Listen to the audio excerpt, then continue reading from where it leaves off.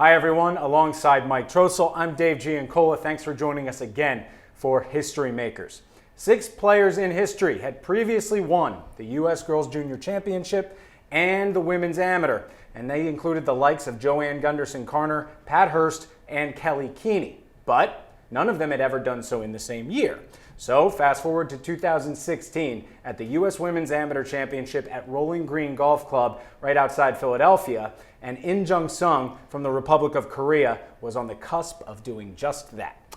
Well, Song, just weeks removed from her second girls junior title at the Ridgewood Country Club in North Jersey, was locked in a tense final match against Duke University stalwart Virginia Elena Carta of Italy. We join the action on the 24th hole of the 36-hole final, where the brutal heat and humidity is also playing a role. So we are here now at the par 3 6th, 24th hole of this 36-hole decider. Song first to go.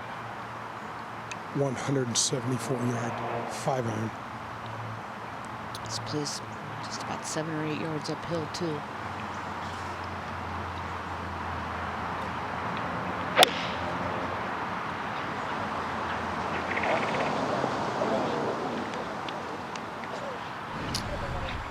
That's a big miss there. Her sand shot's going to be straight downhill from there. So we've got some wind coming into the players from the left, Julie, and she was trying to hold that ball up against the wind, and that was more of a miss hit for her.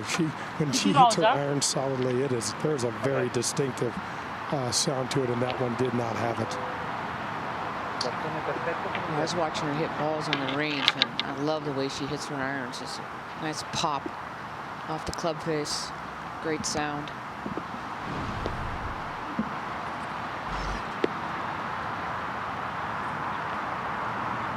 Also a 5-iron for Carter.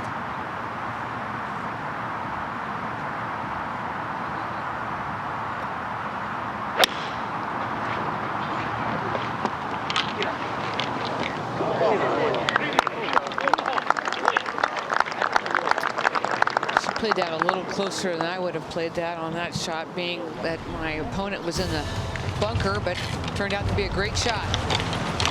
Certainly did. It's the championship match here at Rolling Green. It's the U.S. Women's Amateur Championship Final. Live on FS1 with the championship match. They're on the par 3 6th. In the second 18. Very narrow lead for Song. Just one up, but she has found the greenside bunker. She sure has, Shane. The good news is she has a perfect lie. The bad news is she has got a downslope to deal with. She has got the full extent of the USGA championship match to try to figure out how to get this ball close. She's really either got to try to kill this up into the fringe or have her ball hit the flagstick to get it within 15 feet. Well, Julie and Jay, one of the classic terms you hear in golf is short-siding yourself. What that means is when you miss the green on the side of the green where the hole location is closest to it, may be obvious, but you also saw how Carter's ball landed with her 4-iron left of this flagstick and rolled out for a long way. And look how far left Song is aiming now. Almost has to land it in the rough, like Jay Delsing just said. Yeah, this is like a 1 in 100 shot to get this close, but you got to take that chance.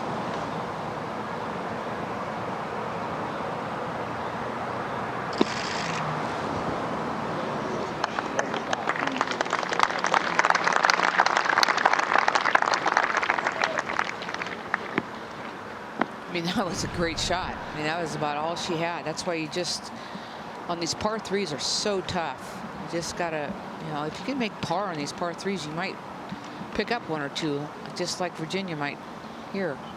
Well, you know, one of the things Flynn did and David Fay would be able to talk about, you can see here from this view of the green, you see the shallow bunker is actually on the high side of the green. Look way down to our left, the camera's left, and those are the deep side of the bunkers. And there's so many holes that have that, you know, not always same side left or right, but you'll have deep bunkers on one side here where the deeper bunker can actually be the easier shot. Yeah, because you're going up the hill, and it looks like, you know, the shallow bunkers is where you want to be, but that is the treacherous part of it. But you know, these girls have played this golf course. This is their 9th time around this golf course.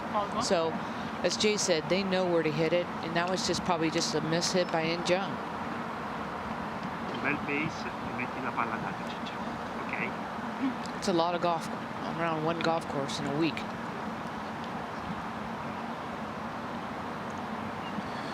Carter's got about a 30-foot putt with a good solid 5 or 6 feet of swing from right to left. And Julie, this putt is going back up the hill. Let's see if she can get it there.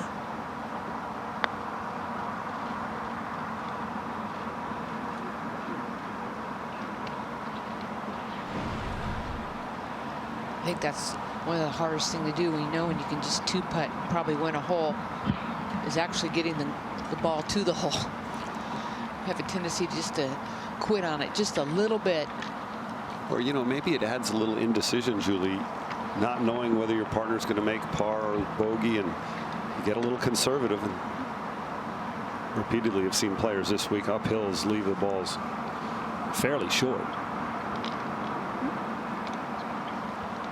Yeah, that's why, you know, when I hear these girls talk about, I just play my own game. I don't worry about my opponent. I just think that's hard. I mean, to me, you always have to be playing your opponent. Seeing what they do, where they hit it, what their lie's like. One eye on the opponent, and then you got to still go through your processes. You got to go through your routine. You got to forget about where they are, and that's the beauty of match play. It's so hard to do that. I'd expect an aggressive putt here.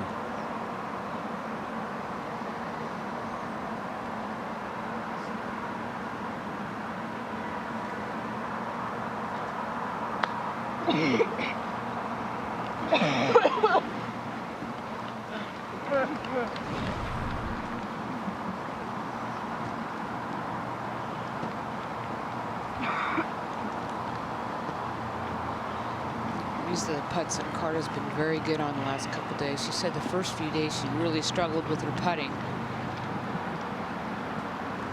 I think the more you play this golf course, the more you start matching your speed and line together. You know, Julie, one of the issues with leaving these balls short is that you still have that ability or chance to misread the putt, because when the putt goes by the hole, you get to see what it does. This is going to be an uphill effort. It's going to move from her right to left, but it's by no means a given.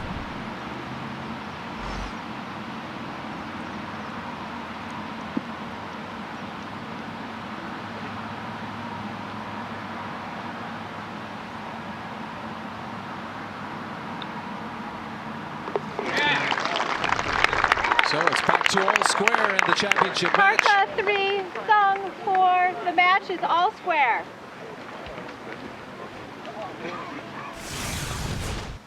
Nice putt from Karta. The fist pump is out. We've seen a lot of that. I'm sure many more as well still to come in this final. Visit usga.org, by the way, to follow all the championship action here, including real-time scoring and the latest news, photos and videos from Rolling Green Golf Club here in the Springfield Township of Pennsylvania. They make their way towards the 7th. Shane, this is a par 5. Looking back up from the green, back up to the tee, where these players face a downhill tee shot to a creek that's not really in play off the tee unless you tug it to the left. They won't reach it on their drives. We've seen Song hit 3-wood here sometimes, and players both birdied it this morning, easily reaching this green in 2. And if you were watching golf this morning early, kudos to Jim Furyk, shot 58, the first PGA Tour player to ever shoot 58 at the Travelers Championship, the TPC at River Highlands. 12 under par, 8 under, 27 on the front. Congrats to him. That's unbelievable. Yeah. And he's old. He is not old. He's young. He's in his 40s. Incredible. Been hurt a lot of the year. You know what? Golf clubs don't know how old you are. Well, we have 2 ladies chasing records. I'm trying to enter the history books here. Good day for golf all round.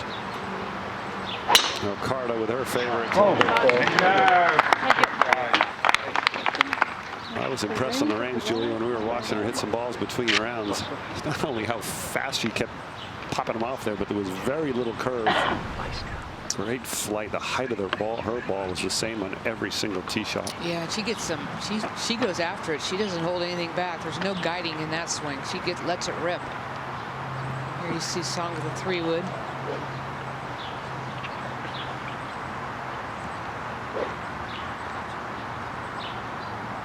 They're sure making it look easy out here from this elevated tee with wind in from the left. That was not my favorite. Why is that not your favorite? I was always trying to flight it maybe a little lower off the tee, and I should have paid attention to what these guys were doing.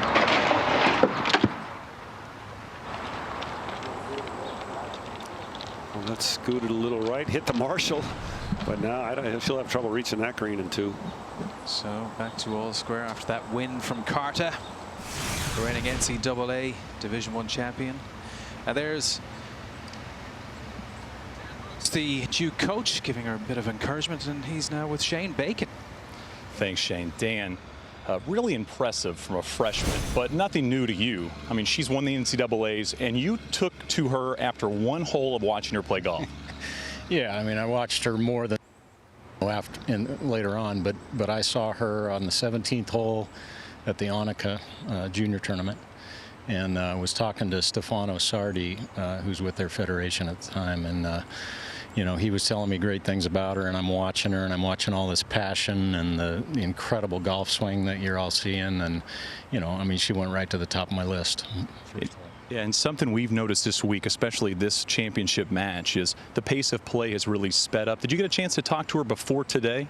Yeah, last night. I mean, I heard I had gone to Anna Grzabian's wedding, and on the way back, I heard about the play, and you know, it's something that she's worked on all year, but it just got so much slower in the match play, and you know, nothing was changing it, and you know, she's got a caddy, and the two of them, you know, they work together great, but I think they were kind of feeding off in each other into a kind of a slower process, and so we talked about it, and it's mostly that, you know, the two of them got together and tried to figure out a way that they can move a little faster, and you know, it's obviously working well. So. And you mentioned seeing her play one hole. You said, I want this player. Did you ever think that after her freshman year she'd have an NCAA individual title and now a chance to add a U.S. women's amateur title to the resume? Yeah, I absolutely knew she would. No, I'm completely kidding.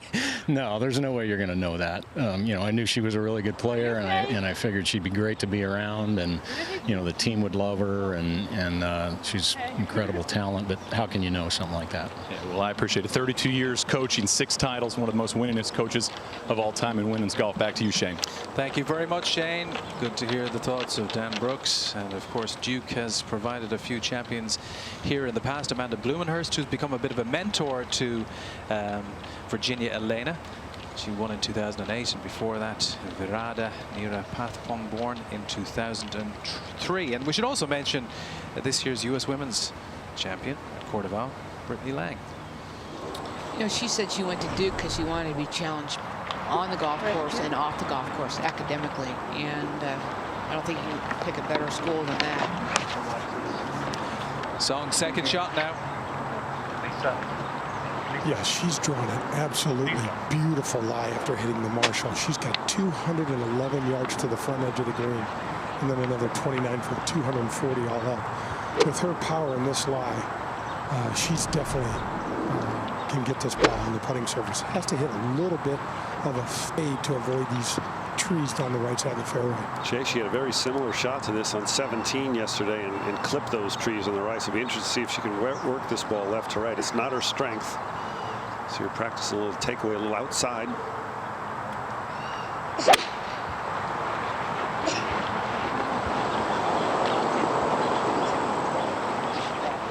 Well, she bounced it into that front green side bunker.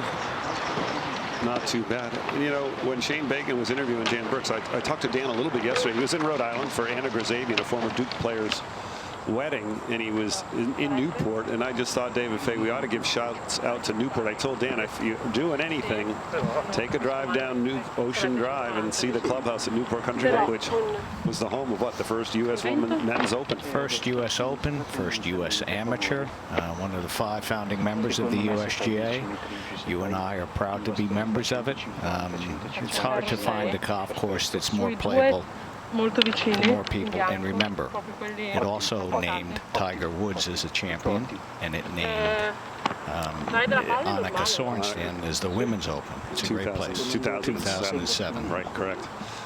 Now Carta, second shot. I think Pat Hurst was a little bitter about that.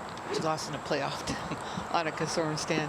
Oh, and so, yeah, so is Marucci, too. I'm sure he's still mad about, well, he gave Tiger Woods he opened the door for Tiger. He would have never done anything without Marucci. Second shot now for Carta. 6 iron from 190. Heard Jay Delsing there say 6 iron. The players can use the right side there to get a little bounce towards the center of the green. And coaxing that over there nicely. Min Jung Song's third shot here out of the greenside bunker on the par 5 7th. Lengthy shot.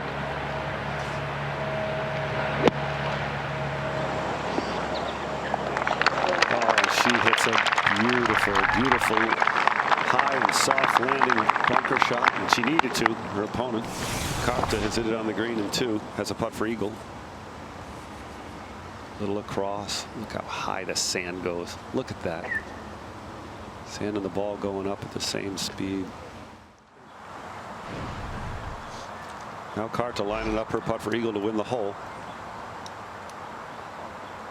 Yeah, Brad, she's got every bit of 50 feet. She's got a little bit of everything in this putt. She's got a little uphill in the first portion. You can see the center of the green sits a little lower, so the ball's going to go downhill, and then back up to this whole location that's in the back part of this green. And I got to tell you what was really cool. Sung hit that beautiful bunker shot out to a couple of feet, and the first person to clap was Carta. Yeah, she said their sportsmanship has been great, and that's what she really likes. And she likes to see good golf. She likes to see good shots, even if it is her opponent. Julie, what was your mindset on a putt like this? Your opponent's in there, most likely to make birdie. Are you trying to make this, or are you just trying to hit a putt and I'm give it a chance? just trying to hit a putt and give it a chance and get it up there and put a little more pressure on you. I mean, pressure on her opponent. Oh. Might go off the green. Oh, that's my. a huge mistake there. I've never seen anything like that.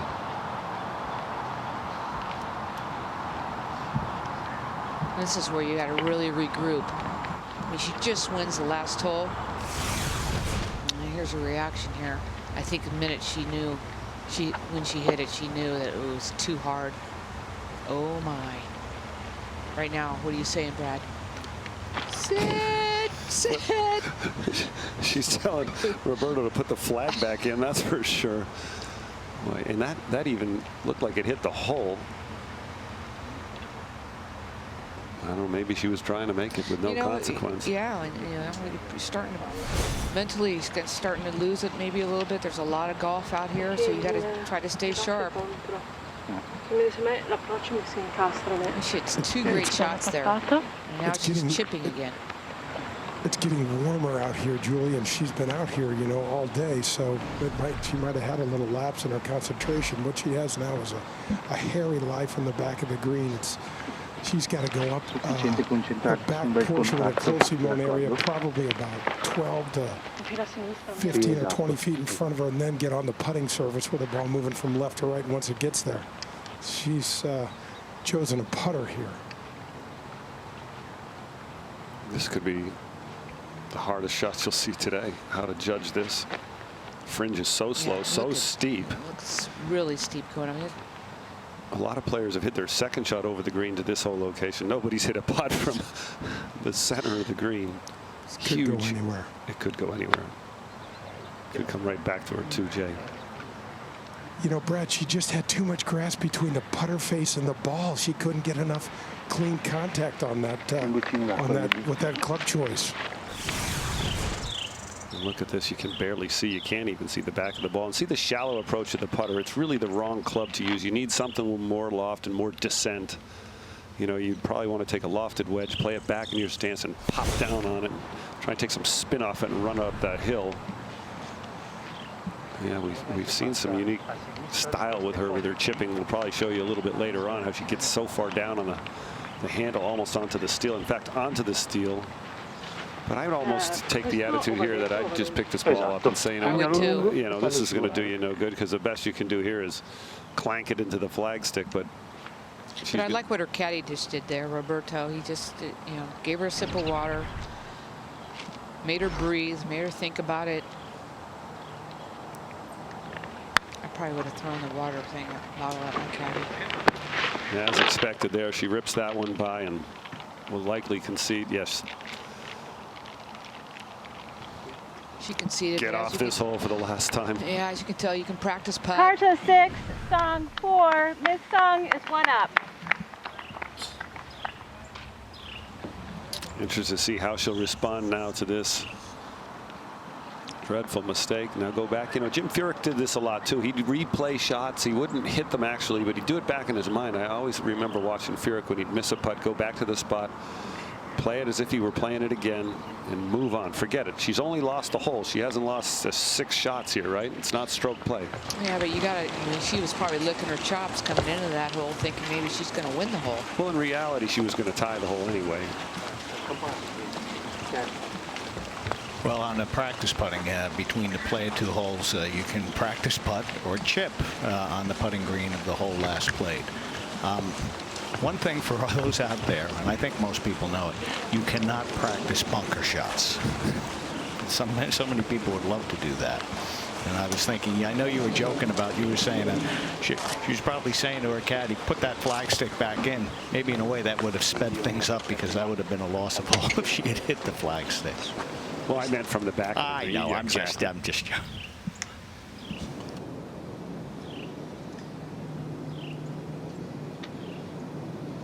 Well, that was a turn of events. Now we're going to have to see how Carter reacts. And Jung.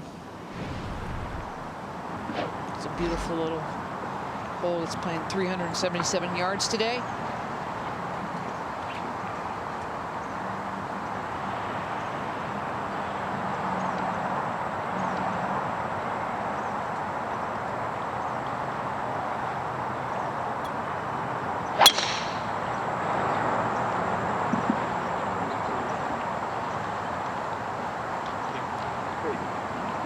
Got a nice kick there, Brad.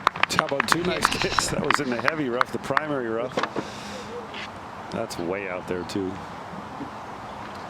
Well, Virginia Elena Carter is used to being down. She's been down in every single match, bar 1. In that first round game against former USGA champion from last year, Rinku Mitsunaga. I'm telling you, it's not in her DNA to give up. So she's going to come back with some fire.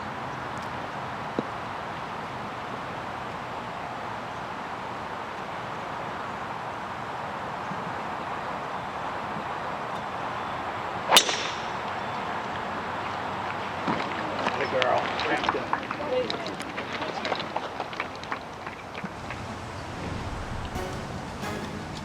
So it's 1 up to Song here in the championship decider. Looking down Broad Street to City Hall, beautiful city of Philadelphia, and the championship decider.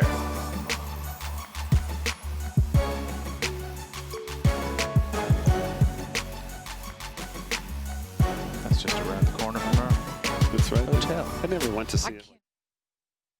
I cannot believe she putted that off the green. She hammered that She was thing. clearly just thinking line, wasn't she? Yeah. Hey, Jay. Yeah, facts. If that green didn't end there and didn't go down the slope, how far past the hole would that ball have gone on a regular? Would it 20 feet? Oh, man, if it was just level, facts, because it was up the hill. It was up all the way until the fringe, so I don't know, maybe 15 feet? I mean, it was the 7th, 20. It was.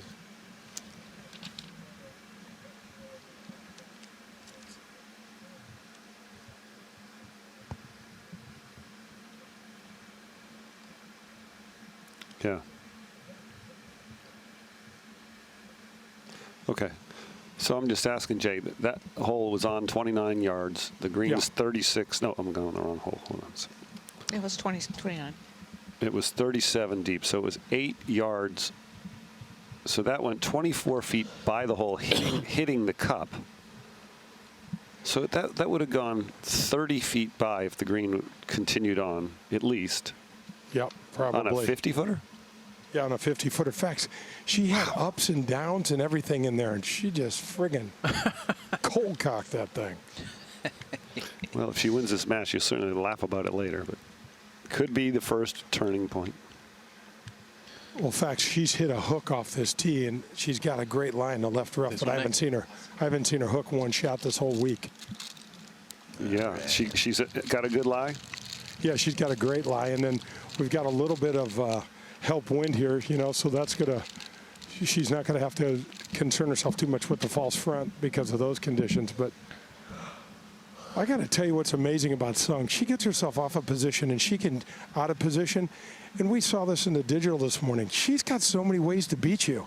She beats you with her length. She hits it in the fairway bunker on 17, yet she's still winning the hole with a birdie and a wedge. It's just, it's really impressive. I might ask her if I can caddy for her on the LPGA tour. I already did. God. Yeah, you're snooze, you lose. You women are so tricky.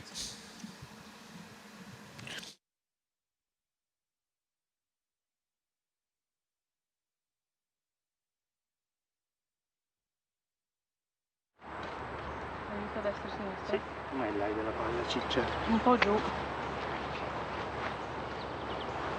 Un po' giù, ma potrebbe anche partire flyerino. Tickets for the 2017 U.S. Open at Erin Hills in Wisconsin are now on sale. If you'd like to get one or two, visit usga.org now /tickets for more information.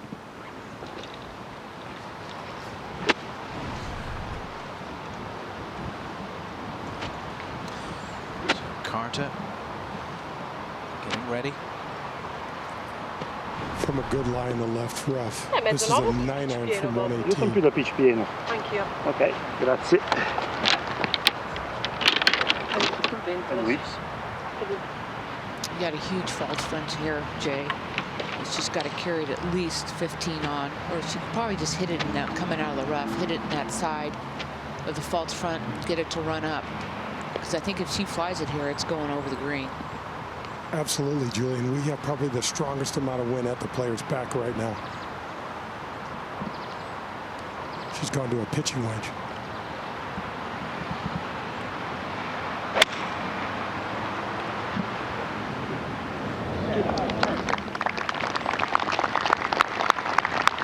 That was a good last-minute pull, getting rid of that 9-iron, going to pitching wedge.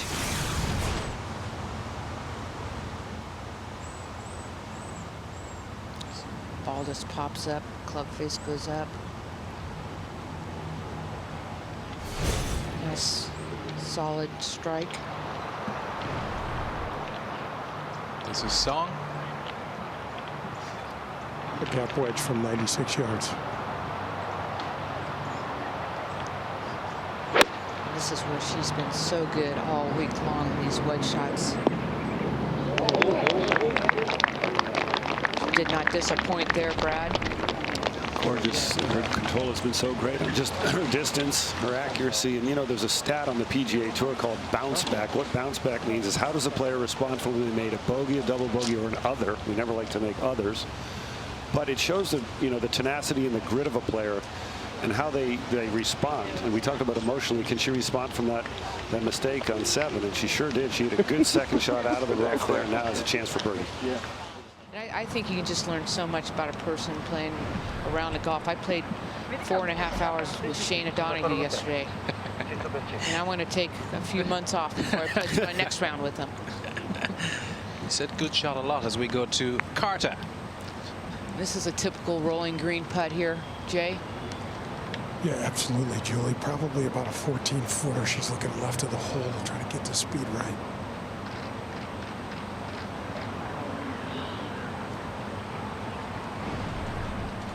Again, just respecting the speed of rolling green. You know, having the luxury of hitting it out of the fairway like Song did, she was able to keep this ball below the hole, and you're going to notice how many more putts are made from underneath than from above these holes. It's just a huge advantage coming out of the fairway. You just have to play these holes coming from the fairway. That way you can control your speed and your distance.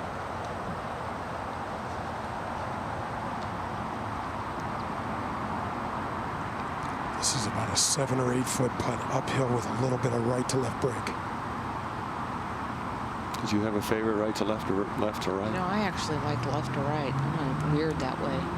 You're going to get a lot of calls. People hate left to right. I know. See that line just out on the right edge. I think if she can make this, it's going to put a lot of pressure on Carter. And the second hole in a row. She's lost a little bit of speed there. She knew it. Unlucky there. Yeah, as In Jung says, putt. you know, the key to her match this afternoon is to make more putts. She's kind of let a couple get away today, but she's still hitting the ball beautifully and giving herself chances. That's what you got to do.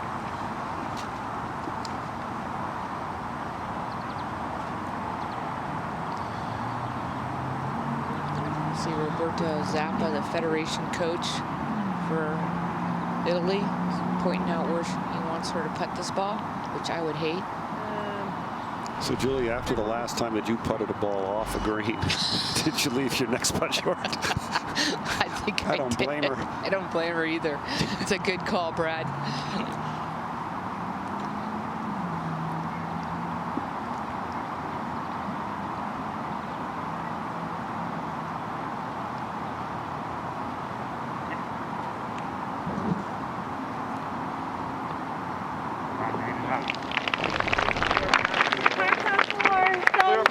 Miss Song remains 1 up. Thank you. Well, let's take a look at this 9th hole. This gorgeous par 5 bends a little bit to the right. Look at the slope from the top left there of the fairway. You got that fairway bunk on the right. The players don't want to hit it in that. They can't reach this green. It's 537 yards. William Flynn had this thing close to 600 when he first designed it. Second shots will go right of that fairway bunker, so you can leave a good angle into your approach up this green. Hole locations on the front left. We've seen players spin it off this green. Song did that earlier this morning. Carta, she made birdie to win this hole. Let's see how she goes now. Song, first to play. The whole golf course, Brad, this is playing the easiest. And I don't think it's playing the easiest. I think this is a good par 5. Got to hit 3 really good shots, have a chance at birdie. I think your most important shot on this hole is your second shot, get it in the fairway. We've yet to see a player reach this green in 2.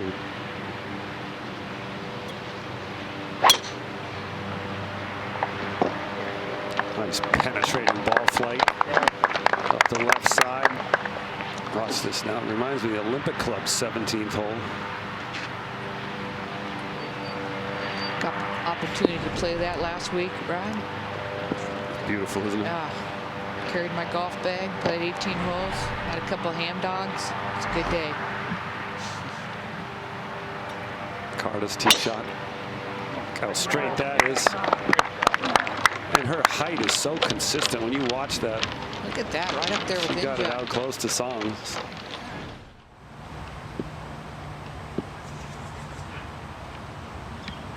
Virginia Elena Carta, second shot here at the par 5 9th. Yeah.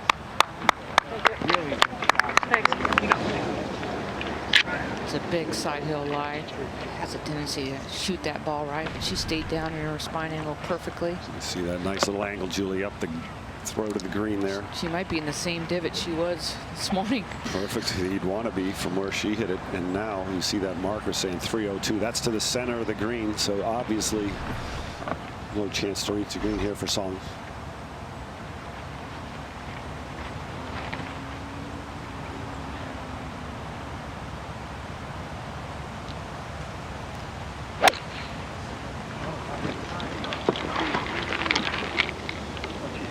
Okay. Stay behind. And that's way up closer to the green, but that'll be a very difficult shot. Look at the angle coming in. And we're talking about short-sided herself back there in number 8. She did it again here. I'm sorry, not number 8, number 6. Yeah, that's the spot she does not want to be, but she's going to have to just fly past that hole. Watch this little rehearsal here she does right before she takes this club back. Watch what she does with her left hip in the grip of the club, the grip end of the club. She bumps forward here a little bit. See that little bump for the driving forward to get to the left side. Bobby Jones, the greatest amateur golfer that ever played this game, used to do that. He called it impact fix. He would like to fixate himself at impact, get that feeling of what it's going to like to be on your left side with your hips opening, handle forward, grip forward so you get it down on the ball.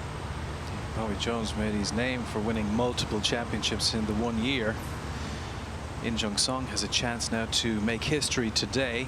In the past, 3 ladies have won the U.S. Girls Junior Championship and also found themselves in the women's amateur final later that summer, but they didn't manage to win both. So they won the girls but fell at the final hurdle in the women's. But here is In Jung Song with a chance to get both in the space of a fortnight here at Rolling Green today. You might want to tell the viewers what a fortnight is. We're not all Americans know what that is, Shane. Really? Really? 2 weeks. See the great crowd out there. That's the beauty of a USGA Amateur Championship. You can walk inside, walk down the fairway, get an up close and personal view of the match. And Julie, the Rhode Island Country Club hosted 4 U.S. women amateurs in the past, and the crowd has such a sense of pride. You know, the club, the state, the town, everybody gets behind it, and these crowds have been great this week, appreciative of the good golf these women are playing. Great volunteers. You can see them in the orange shirts. Been sporting the orange all week.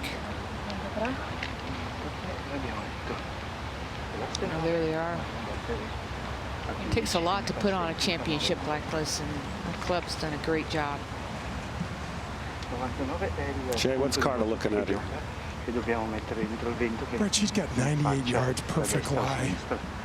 This whole location today is only about 5 steps over that false front, so it's going to be mandatory that she pays attention to the spin that she puts on this ball. There's a little bit of wind into the players. You know, it's funny, she had 96 yards today. So, and she hit a beautiful shot, so she knows what shot to hit.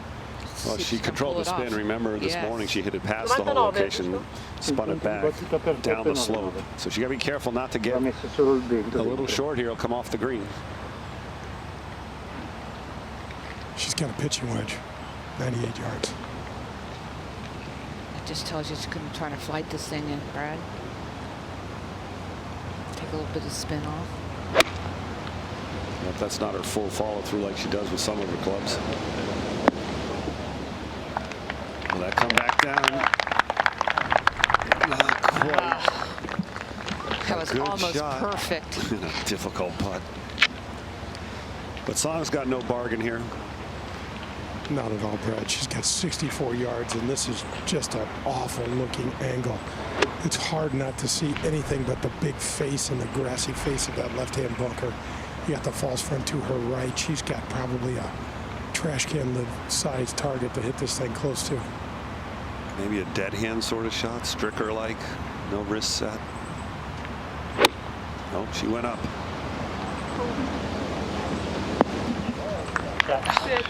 She's been hitting those shots. She practiced those shots on the range today, just trying to hoist the ball up in the air, Brad. And she did a beautiful job there. Great shot there. I didn't think she'd be able to control the spin like she did there. And obviously, she got some good height on that shot.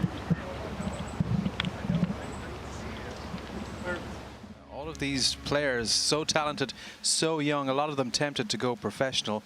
But what do you see out there at the moment? Do you see a couple of potential LPGA stars, perhaps? Oh, definitely. You know, you got two players taking different routes. Carter's going to school, going to Duke. You know, she'll just be a sophomore, and she's really big into academics. You got In Jung, who's just strictly loves golf, plays a lot of golf on the KLPGA, JLPGA, and, you know, her goal is to get to the LPGA. So they're playing beautiful golf. This morning was amazing golf. They've been a little sloppy here, you know, a couple shots here and there, but still, it's match play. You know, we only have a 1-up lead, so I can't wait for the back nine. No, I can't either. And Julie, you know, you won 3 in a row. These players have a chance to make history. You know, if Carter can win, be the first player ever to win this NCAA in stroke play, and then this, and then we know Song won the juniors couple weeks ago. How do you keep your mind focused and not try to worry about all those little things? Did you have a hard time doing that? No, because I had to keep my eye on my opponent, and you know, you can't look. But I mean, it's easy to say that, but I know, were but there tricks you used? I think, you know, you get so wrapped up in the moment of match play and of the moment of you don't think about the outcome until you do it. You know, and I have to say, I really didn't know what I was doing. I just knew I wanted to win. But looking back on it, I see that trophy every day at lunch, and it just boggles my mind. I had it 3 years in a row. She went for that. Did she putt another one off the green? Oh, that was a much more difficult putt than on 7. Grazed the edge. Did she get that inside of Song's putt for birdie? I think she just barely did, Brad. You know, she struggled with her speed the last 3 holes. I was very curious to see what kind of line, if she kind of putted defensively, and she went right after it. She had a little bit of misfortune that ball didn't come back more. And that just tells you that between the morning round and the afternoon round how the greens dry up a little bit. You don't get as much spin. Big breaker here. Absolutely, Brad. Probably about a 15-footer. She's looking about 5 feet right of the hole. Might come in at a 90-degree angle here. Oh, beautiful line. Well, that's 2 putts in a row. She's just missed. And you know, there's a trick in the game of golf when you keep hitting good putts and they don't go in. You know, we always say just stay patient. And I just tried to, in myself, is say, okay, let's get myself in the best mindset before I putt and learn to accept it. If I got my head in the right place, if I hit a good putt, that's the reward. You know, it was a bonus if it went in, but I didn't really try and evaluate the importance of the putt. It's just hit them all. If you could keep doing that, you'd make your more share than you'd miss. You'd make your share. And you know what? I think you look at those last 2 putts she hit. She hit great putts. She hit great putts. And can you pat yourself in the back rather than beat yourself up? And the guys that are great putters, the women that are great putters, they consistently can do that better. Now this is a huge putt here for Carta as they make the turn in the 2nd round. Every bit of 10 or 12 feet, Brad. The good news is she did get to see how this putt rolled past the hole. Shane said if she makes this, I think we're going to have a big fist pump. Well, the trick on these greens this week for all the players when they've knocked it by is can they hit these putts up the hill hard enough? Can she hold the line on it, not lose it to the right? Oh, spectacular. Double fist pump. And I'll tell you what, I mean, that's emotionally, she's going to ride that this entire back 9. Ouch. So the key is she going to get a Coke at the turn? What do you think, Brad? I bet she's got one in that golf bag, in that Duke golf bag. That sounded like bones crunching here. She's been fiery all week. Great to see. Different demeanors. Quick little applaud. Yeah, that's yeah, great. they talked about that between rounds, is how they were speaking to each other between the holes, teaching each other a little Korean, a little Italian. I think that language barrier must be pretty difficult.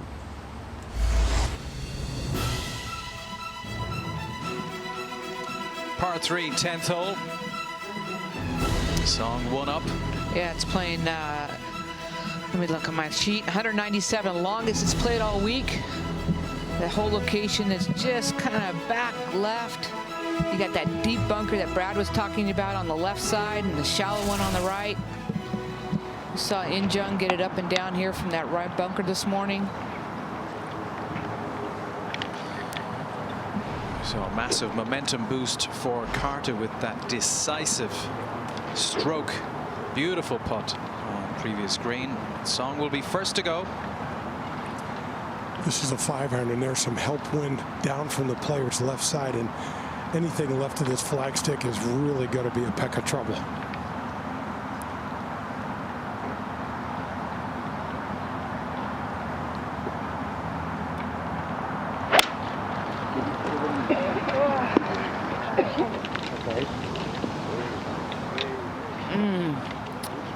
Well, that's going to be a very difficult shot right there. She hit right at the bunker.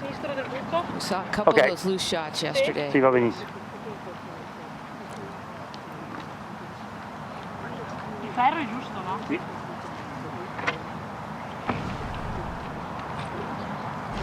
Very interesting to see how Carter now performs over these next few holes. We've seen such displays of determination, but here she is now. Very important shot for her on this par 3. Same club, 5-iron. Big opening in this match.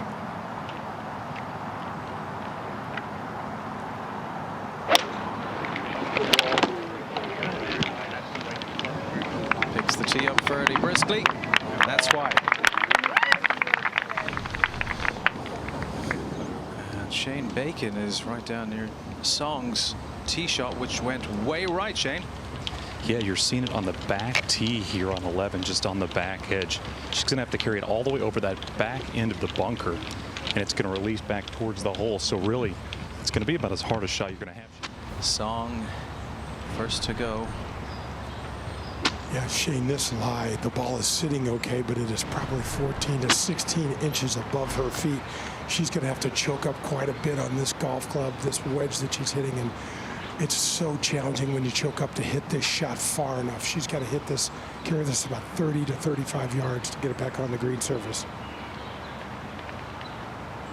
Easy to hit a left, too.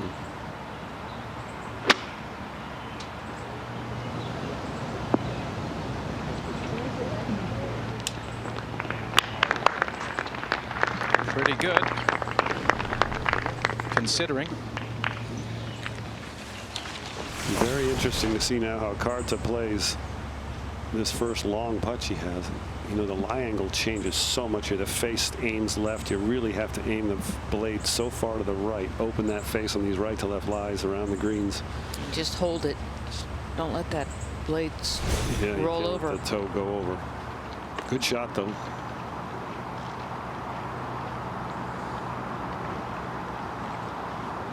Carter really has had a good record over these few holes. That's where she's kind of turned the screw. Shown her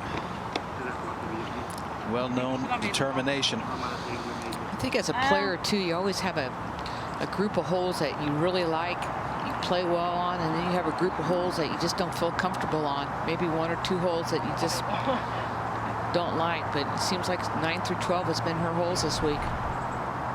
That's a nice time to play well, too, because it really tells you a lot about the match, which way it's going to go. She's got every bit of 50, maybe even 60 feet up the hill. You can see the color change in the green with the grass running into her and the grain growing, and it's really important to see if she can judge the speed on this one.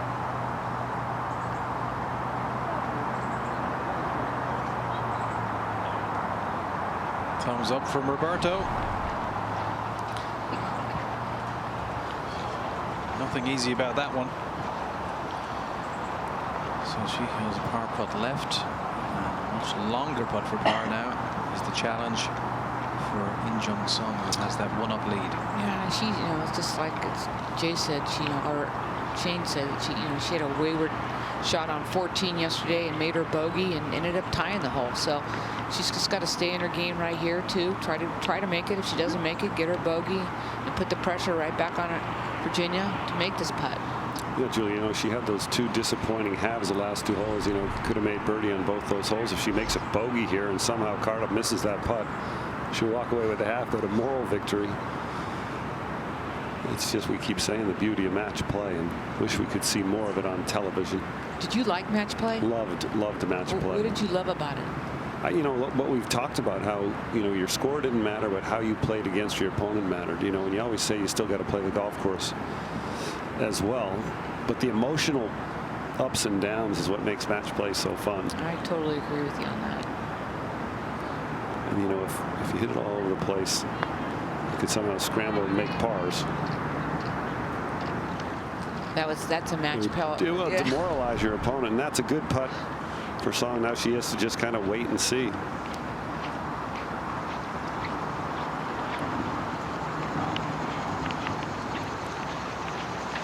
So Carter will have this putt to win the hole. This is every bit of 8, maybe 9 feet back up the hill. Not a whole lot of movement in it. I've seen this young woman make quite a few of these this week. She made a big one on the last hole, Jay. She did, Julian. This one's not quite as long.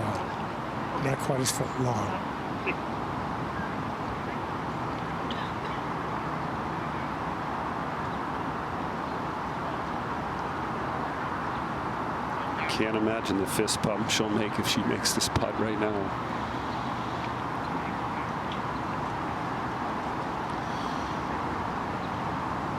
Big putt.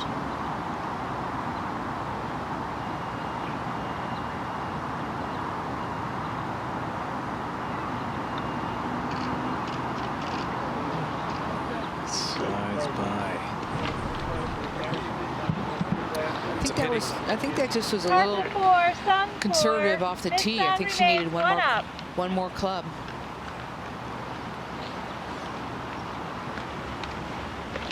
So Virginia Elena Carter looking to become the first woman since Vicky Getz Ackerman in 1992 to win the NCAA Division I individual title and the U.S. Amateur in the same year.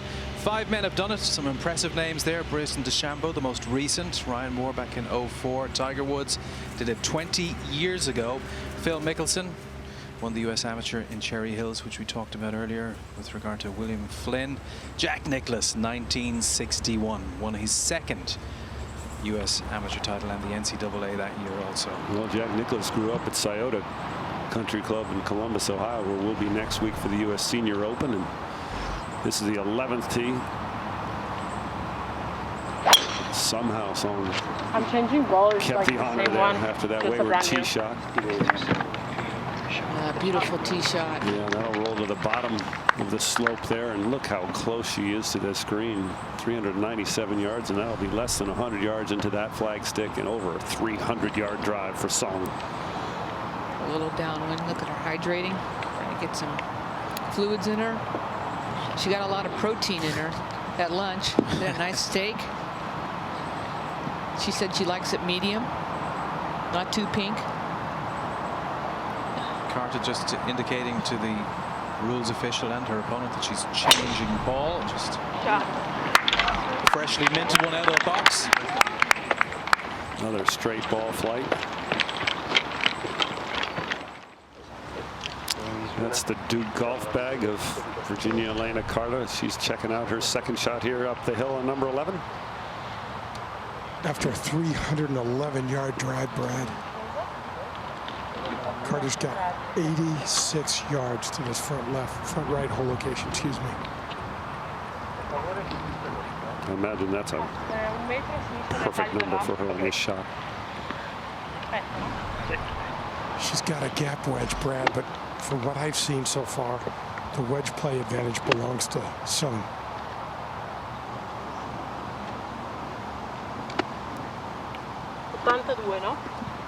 No, la misura da fare è 80, è 77 più 3, 80.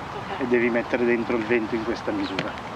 There's just a little slant on the screen right where that hole location is, so she can pretty much fly it right at it. It's not going to roll off to the right too much. It's a really intimidating view, Julie, because it looks like there's just no room. If you miss it a foot right of the flagstick, it looks like it's going in that bunker. I know, I'm looking at it now. I'd be going left. See if she has the courage to go at it, Julie. I don't think she lacks courage. I'll tell you that much. She's got a lot of spitfire in her. I love that. That's really a nice shot there. There's, 4 steps from that flagstick to the right edge of the green, and she's going to have a very makeable putt. Nice place to have a putt for birdie from here on 11. Now Song second, a little closer. A 326-yard drive. She's got 76 yards left to the flagstick, and she's got her L wedge. She might be able to fly it just a little past and draw it back. Wind helping them a little here, it looks like, Jay. It sure is, Brad, and also pushing this ball to the right.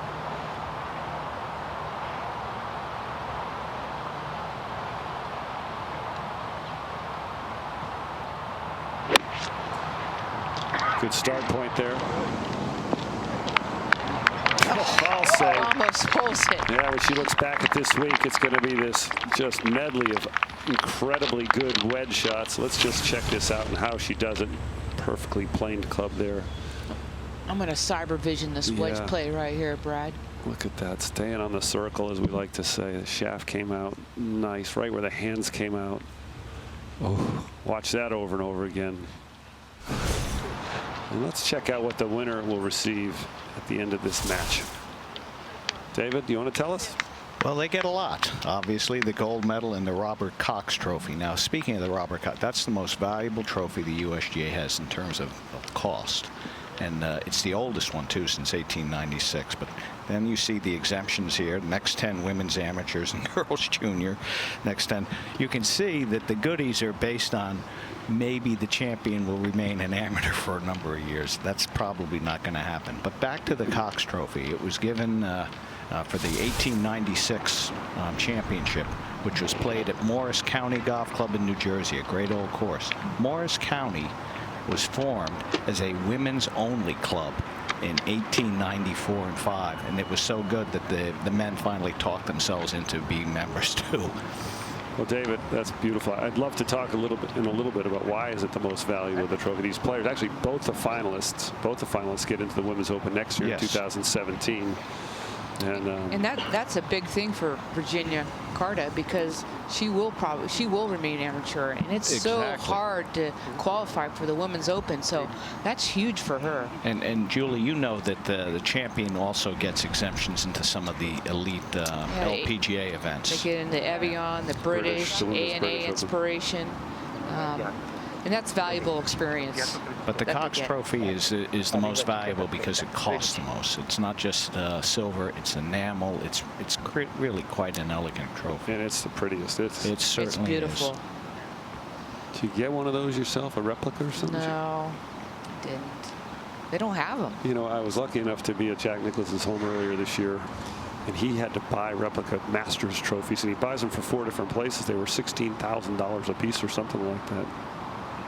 You know, I did and that. That was Carter's birdie putt, and you know, I was just going to say before that was such a huge putt. You know, just a little too much speed. I thought it was a great line. And she mentioned in her interview between the rounds how she needed to make a few more putts to win this match, and we've seen her miss a couple. You know, more of the long putt being the error here. And now Song has this putt to go 2 up. Make it with 7 to go. She hasn't made many mistakes. There's nothing easy about this, though. It's every bit of 4 feet with just a little bit of left or right to it. This is really Julie keep likes your speed up. her how to give a lesson on left to righters. Let's watch her stay in her posture, aiming out the left edge.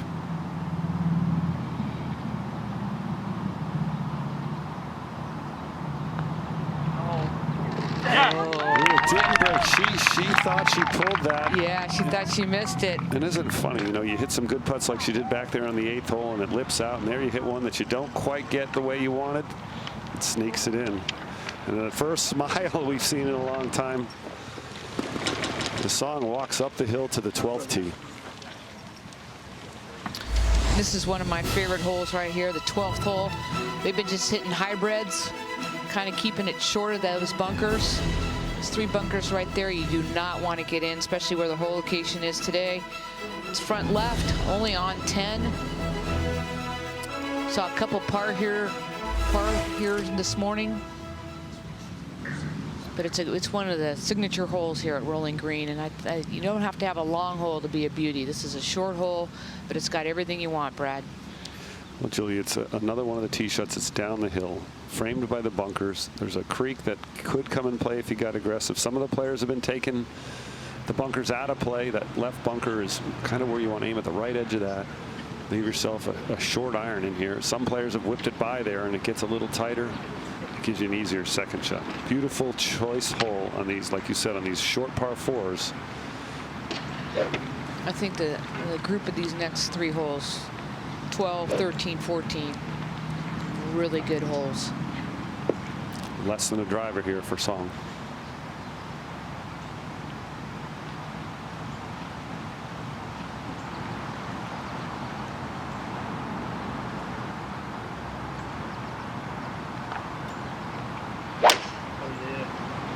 shot. Nice.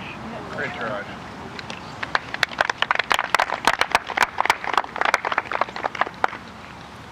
Gonna have a beautiful angle right in that hole. Today she had a perfect second shot, but just spun it a little too much and left herself with about a 25-footer up the hill. So let's see if she'll be able to control that spin. Virginia Elena Carter next to go, and now 2 down. Shane, you can hear the pounding noise. Part of her routine is to whack the ground with whatever club she's using off the tee. Those are angry whacks there. Yeah, and on the greens you'll often hear her bang her foot with the putter just before she kind of locks in, and it's like a key, a trigger, if you will. And you can follow the US Women's Amateur on Twitter, Facebook and Instagram today using the hashtag US Women's Am to be part of the conversation. It's been some good golf. 2 great players here, a 16-year-old and a 19-year-old. Yeah, Injun's already made 4 birdies today. Virginia Carter has made 2. They just played beautiful golf this morning. I was very impressed. Well, Carter's still looking happy out there. We do know that she's a fiercely determined character. You know, one of her idols is Lorena Ochoa. She watched her play in the British Open that she won at St. Andrews and loved the way she dealt with the fans and the kids. And you couldn't ask for a better role model than Lorena Ochoa, one of my all-time favorite gals. Yeah, she was asked what her dream foursome would be, Julie, and she said Lorena, Amanda Blumenhurst, who's become this mentor to her, former US Women's Amateur champion, and Stefania Croce from Italy, who herself came very close to winning a major on the LPGA circuit, but finished runner-up in the LPGA in 1990 to a certain Julie Inkster. You didn't put Julie Inkster in that magic foursome? No. Look at this gorgeous look back up to 12th. Julie, it's easy to love that. There's your shallow bunker on the left, your deep bunker on the right. Again, that shallow bunker would be the harder one to hit out of. Quanti sono l'asta? 102. Non è Bob. Più 4 di slope e più altri 4 per il punto di possibilità, che gioca ai 110.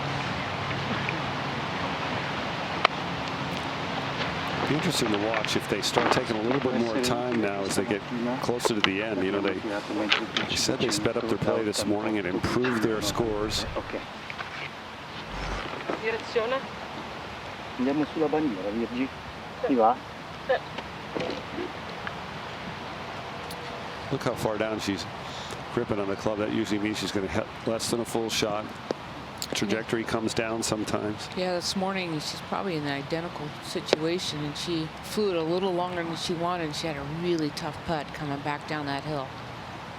112-yard 9-iron. Lots of wind hurting from the right.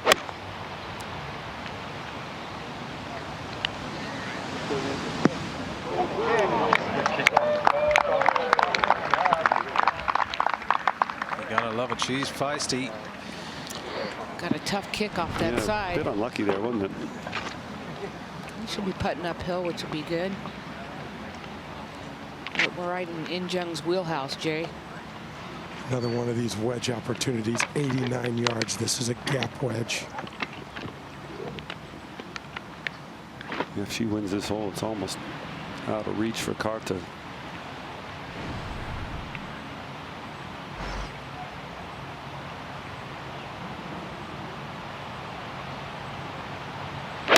Tremendous posture when she stands there, so relaxed, so athletic.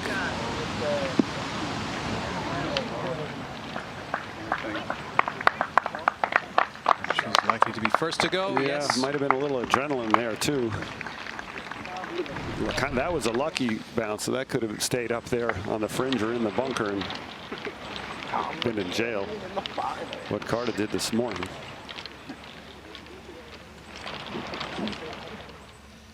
So in this 116th US Women's Amateur Championship, we're down to these 2 players, and to par, In Jung Sung definitely the leader by 9 shots in this match play.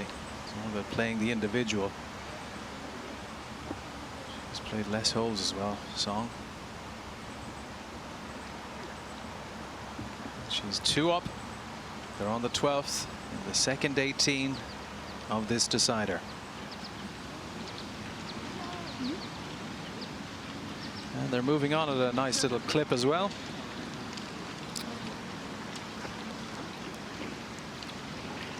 Pace of play very good. Yeah, they played this morning in 3 hours and 30 minutes, 25 minutes. They moved around. Julie, I got to talk to Roberto, who is caddying, as you know, for Carta in between the matches, the morning match and the afternoon match. And I said, I couldn't believe it, the different pace they played this morning. And he got a big smile on his face. He said, yeah, we talked about it last night, and he's really, really excited about that. And he thinks that she'll be even a better player for it. Yeah, I think sometimes you just get lost in your own little world and you forget about, you know, pace of play. And, you know, I'm sure if she goes back and watches this, she'll be like, whoa, I can't believe I take all those practice swings. And Julie, I think that's a great point, because she is completely locked in. There's clearly a bit of mentoring going on there as well. It's just trying to impart some positive reinforcement, perhaps. May have been an issue with her hand, but we'll have to wait and find out. But here comes Roberto.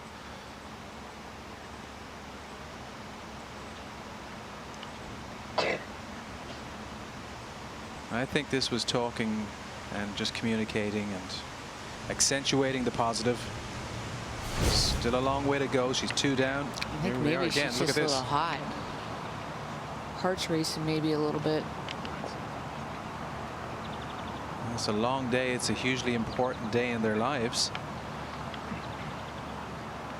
Song first to go, Jay. Yeah, Shane, she's got about a 25 or 30 foot putt that's going to swing from her right to her left.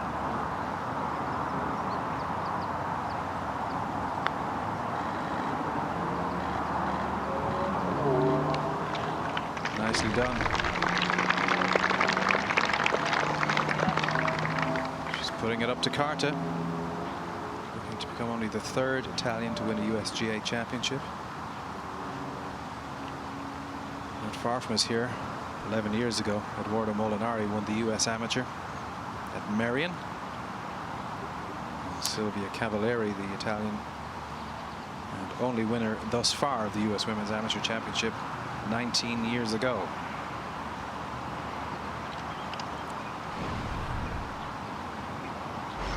And Carta's ball is on a similar line, maybe a little bit more towards the front edge of the green, and probably about 6 or 8 feet closer. This is one of those uphill putts that we've seen so many players leave short this week. Should be moving a little from the right to left.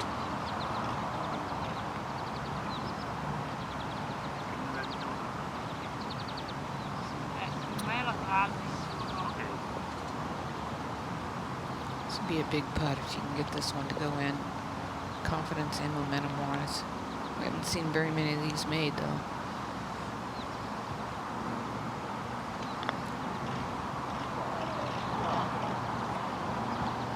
She didn't learn very much from Injung there.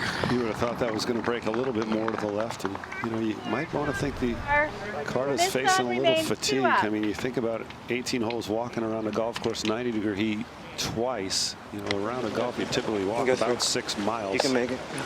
Okay. Burn a lot of calories. You got to keep drinking the fluids. Injung looks like she's just starting out. She doesn't look like she's even sweating. Well, yeah, and she's so much more emotional. Maybe that's one of the reasons why. Talon off between. It's the right stuff to do. Thank you. Let's stay away from the extra sugar right now. Yeah, I try to find as much shade as you can. Yeah. Between shots. This is a little bit off the player's right, Brad, pretty much straight across. I think driver's a lot of club. Yeah, I thought that was a bad selection off the tee. It's easy to say that now after she hits a low hook, but she hit 3-wood this morning. Yeah, never got in the air, and impossible to tell whether she can even get to the green from there. Let's watch. She has a tendency to be back a little bit on her right side sometimes. Looks like that hit low on the face. I just think she was trying to hit that a little too easy. Some players like to go longer and swing easier. I always like to take the club that they could swing the hardest with. And now Carter looks like she's going with her 3-wood. Yeah, that's what she hit this morning. She hit it just a little bit right, but she said she hit the best shot of her day here. She hit a little 5-iron out of that first cut and just roped it to about 6 feet. Didn't make the putt, but she said that was her best shot. Well, she's a proven winner, as she demonstrated in Eugene, Oregon, with that win in the NCAAs. But she's also won the ladies' title in Germany and in Austria. This is big, though. She's going to be said she's going to be playing the World Cup in Mexico in a few weeks. It's a busy schedule. Well, right now her mind's on getting this 3-wood in the fairway.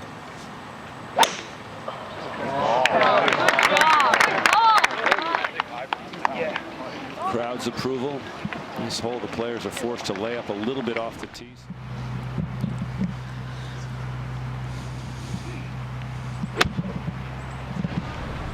This is Song's second shot here on 13. Tee shot. Quick snap hook into the left rough, and elected to just play a safe shot and leave it short. Shane, we've seen a little struggle here with Carta physically. What's going on? Yeah, I talked to her caddy, Roberto Zappa. They was walking up the fairway, and he just mentioned she went down to put a tee in the ground and got real dizzy. And she said she's just been kind of battling that, but he said she's feeling a lot better now. She actually mentioned to him as they were walking up the fairway that I'm feeling fine now, so hopefully she'll be okay. We've seen her towel her head, trying to keep everything cool. Hard to do, especially when there's the pressure of trying to win this National Amateur. Facts. I just spoke with the USGA official that's walking with this group, and she said that Carter was inquiring if it was legal for her caddy to mark her ball and to replace her ball on the putting surface. She was getting dizzy and lightheaded. David Fay, it's certainly okay for a caddy to mark the player's golf ball for her.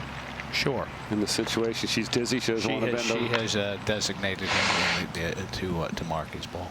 Can she take a break, like a 10-minute break, or do they have that? That is a good question, and the answer is yes. There is this sudden illness, and it's subjective.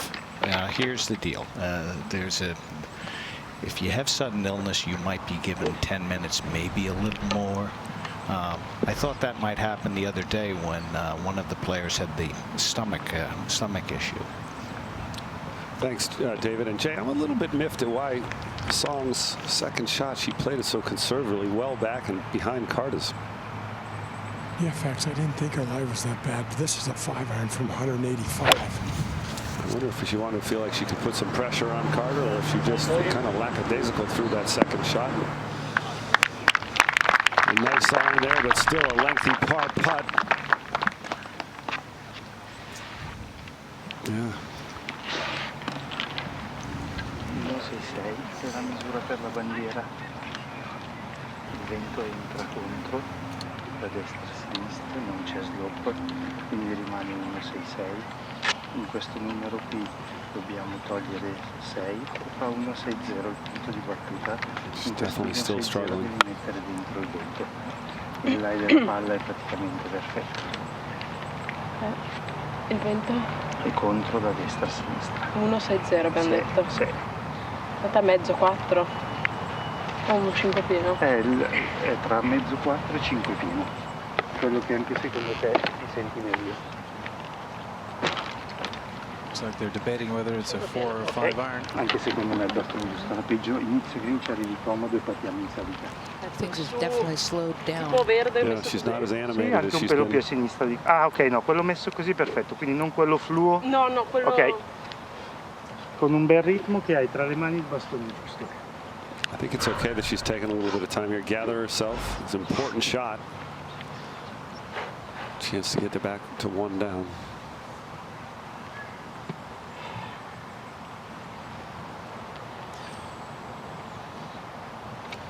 Dan Brooks, her coach, just texted me and said he's going to stay out there. I invited him to come up to our tower and said, I'm going to stay out here. She's not feeling that well.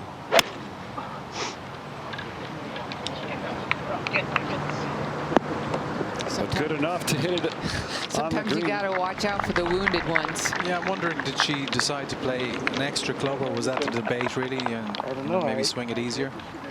She hit a great shot right on line. Here's the Get someone for you?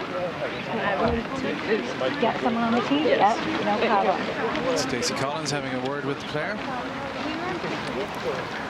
I'm sure she's asking if she needs a break. To me, the most famous example was the 1985 U.S. Amateur. Peter Persons was playing Sam Randolph in the final at Montclair Golf Club. Sam's back just went nuts, and at the 27th hole, I believe, which came back into the clubhouse, he had a chiropractor work on him for about 15 minutes. Well, remember Jason Day at Chambers Bay falling down with a bout of vertigo. Not to say she's got vertigo, but the ups and the downs here are so difficult. Almost every tee shot's back down, and then you're 13 of the greens. Julie said earlier on the telecast, you're back up the hill, and you know, she does. She expends a lot of energy on every shot. I mean, she gives 110%. Well, you know, it's the pressure too of mentally seeing if you can win this championship, which it's the most coveted championship an amateur can win. This is a big hole for her, though. You know, with Injung in trouble, playing 3. And I would agree with her. She needs to slow her pace, take her time. He can mark your ball and lift it for you, okay?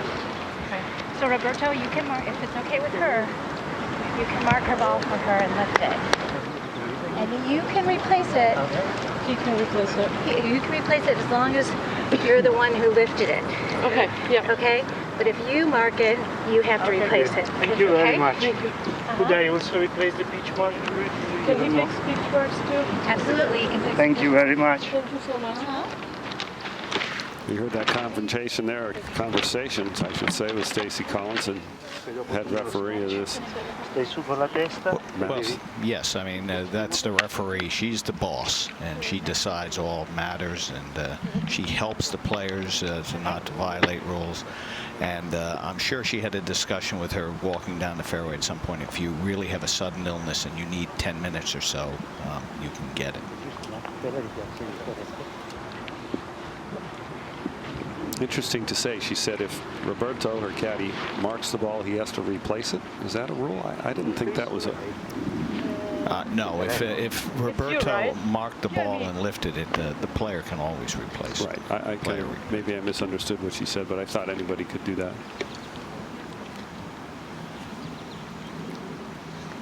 Well, anyone can if the player gives that person the authority. The authority to do it, correct. Now, song to play first, Jay? Yeah, Brett, she's got about a 30-foot putt for par going up the hill, breaking about 4 or 5 feet from her left to right. I have been informed that there is medical assistance on the way in case we need that, but it's hard to imagine that these Cokes she's drinking are helping her out here. Well, there's nothing better than a good Coke until you get a little dehydrated or too much sugar. Yeah, I want to get into what we should be talking about, somebody's diet, but it looks like she was drinking some kind of water and powdered something. Now Song's putt for par. Sometimes it's hard on your opponent when you see your player struggling like this to not start thinking about too many bad things here, but huge to make this putt for par.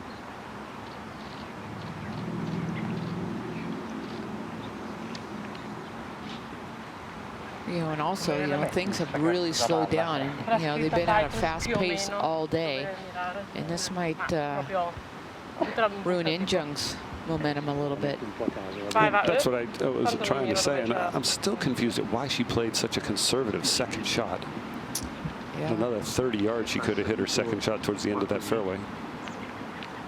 Brad, there's also a little piece of the fairway in between the creek, about 80 yards short of the green, and the front edge of the green. She had plenty of options there. She did have plenty of options. Let's not forget, 2 putts here. Wins this hole and gets her to 1 down. This is an uphill putt, about 25 feet. It'll be moving from the right to left. She's got to cross over that spine that separates the front and the back of the green here at 13. It should be an easy 2-putt. Okay.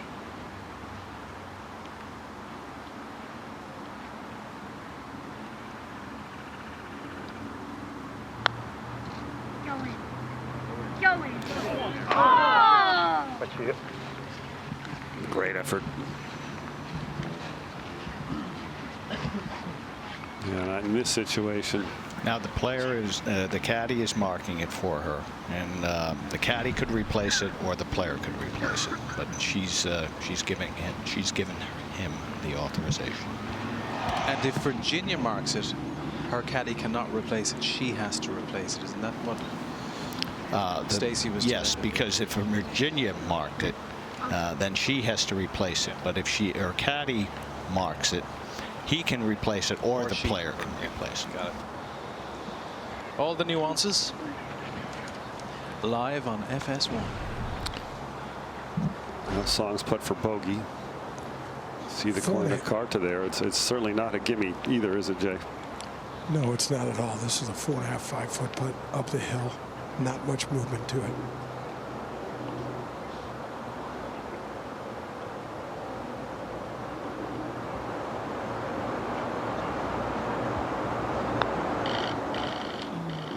Will she concede Virginia's? I wonder. She does, which is very generous. Carter. You know, 4. the situation she's Song in, 6. you know, This 2 putts to song putt is 1 up.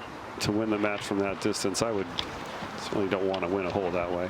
David, you're raising your hand over there. Well, again, because of the conversation with the referee, I just want to clarify a few things. In terms of lifting the ball, it's Rule 20-1. A ball to be lifted may be lifted by the player, his partner on a listen. Yeah, a lot. I like a lot of water. Yes. Have you had anything but water? Just a Coke for some sugar. Are you nauseous? No, I just feel like not breathing. Like, sorry. Grab us a Gatorade. It's okay. Have a Coke. Any good right now? Yeah. Was it something? It's sugar. It's for your diet. I feel like breathing like this super hard and like passing out. Yeah, breathing. You just come and breathe like this. So just try to sleep. Can you hear that? She's sweating. She's So it's a 1-up lead now for the Korean In Jung Sung, the 16-year-old chasing history against Virginia Elena Carter here at Rolling Green. We'll have more on this in just a few moments.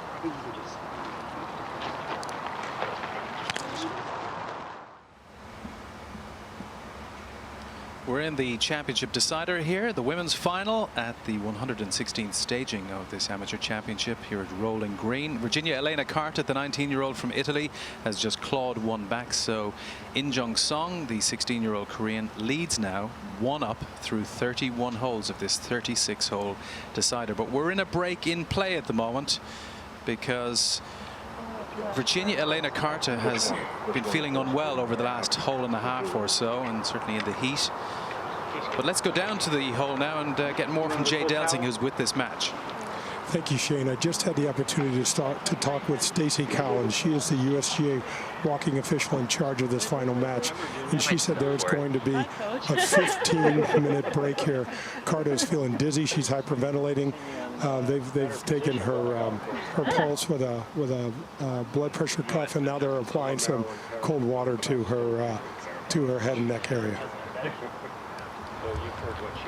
And Jay, I talked to Dan Brooks, the head coach for the women's golf team at Duke, just asking him if he'd ever seen anything like this happen with Virginia. He said no, it's never been an issue. She plays in heat all the time. He did mention that he saw her down another soda back on the 13th tee, and was just wondering if maybe all that sugar and this heat weren't a great mix. He even mentioned he hoped she'd chug a couple of waters. Maybe she'll feel a little bit better. That's all you've had that I think. So a little bit of drama here, certainly adding to the story. There's very little in it between these players. Have you ever seen anything like this, Julie? Never, I have, but I think they did the right thing. I mean, the player safety is the #1, you know, concern right now, and you know, In Jung, she's going to take it with a grain of salt. She went over and practiced on 13, and you know, I know she wants to finish this match. I know Carter wants to finish this match, but you know, you got to finish it and make sure her health is #1 concern. Well, you know, after her tee shot on the 12th hole, she ran over to the portal at the toilet, and we don't know if she was just trying to cool down, if that was a place to go get in the shade a little bit. You know, when you have heat stroke, you want to apply ice like she's doing now. She's lying down on the ground in the shade, cool your body temperatures down. And David Fay mentioned a while ago that there's situations where players are allowed a 15-minute break. I don't know if there's a stopwatch on that, David, but certainly, you know, I think the USGA will try and do everything they can to allow her to get well so that we can see the end of this match. Yeah, they know when play was stopped. And the decision says 10 to 15 minutes, and then the last sentence is something beyond that is inadvisable. Even that is some wiggle room. So it's not like a lost ball where they're going to say 15 minutes and boom. And the good thing I think they have, it's only 2 players, and I know Injung wants to play, and I know Virginia wants to play.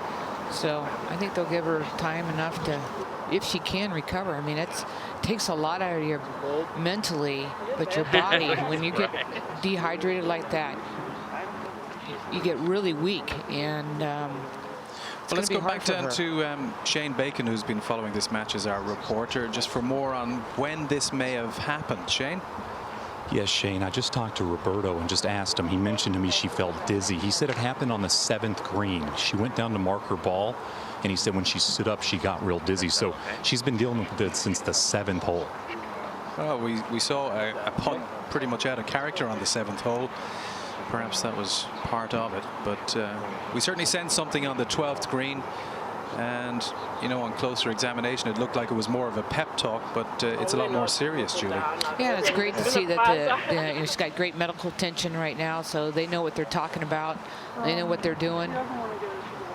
Well, we did have an interesting storyline at the U.S. Open at Chambers Bay last year. Jason Day, we all remember this.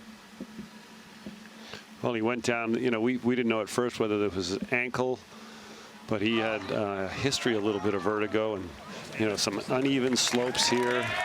And he courageously fought back, and that was on the 9th hole. It was his 18th hole on Friday, the 2nd round. I thought he could barely struggle to get out of there, and he's playing alongside the eventual winner, Jordan Spieth. Well, we've absolutely no reason to think that it's vertigo with regard to Virginia Elena Carter. But it was dramatic, certainly, at the U.S. Open at Chambers Bay. Seems like she's got a little color back already, doesn't she? There's Dan Brooks and Roberto Zappa talking together.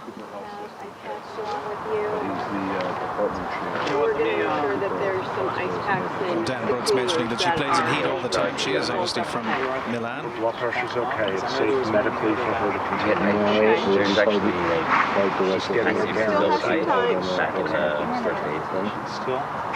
Pretty sure it's that.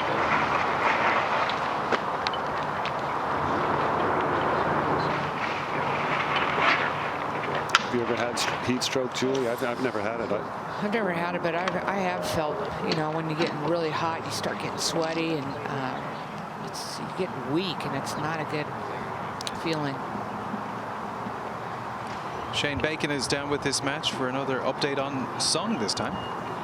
Yeah, I talked to Tom McCann, who's a local caddy looping for Injung this week, just to ask how her mentality is and where she's at with it. And he said she was concerned about Virginia. She got updated on the 10 minutes plus a little bit extra time, and she's just trying to putt. And she actually went and got a couple of waters herself because she didn't want to have anything similar happen to her if the match does get going again.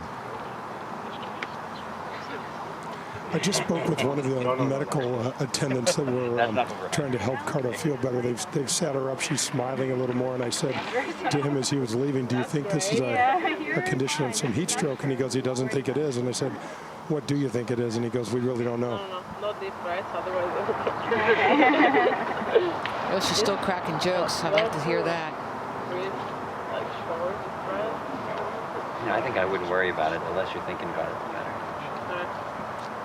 And this is disrupting for Song as well. You know, she. Oh yeah, it is. You know, she's just lost a hole. But the thing is, there's nothing you can do about it. You can't control this, so she's just got to just, when time goes, get back into the swing of things. Well, the name of the doctor is Michael Chansky, and so she's definitely getting good attention. But going back to that Sam Randolph, Peter Persons incident back in the '85 amateur, we still had the 10 to 15 minutes, but in reality, I recall that it was closer to 20. Now, again, there's no hard and fast. It's not like, and I believe in tennis, it's a hard and fast when you have to take a break because of illness. You just don't see this happening very often. No. It's very rare. I don't know what, I'm not a doctor, obviously, but I wouldn't know what else it could be besides heat stroke. And, you know, some of these drinks, these sports drinks, have as much sugar as many of the sodas we have, and that would probably be the worst thing you could do, is add more sugar into your body right now. She looks a little ginger there.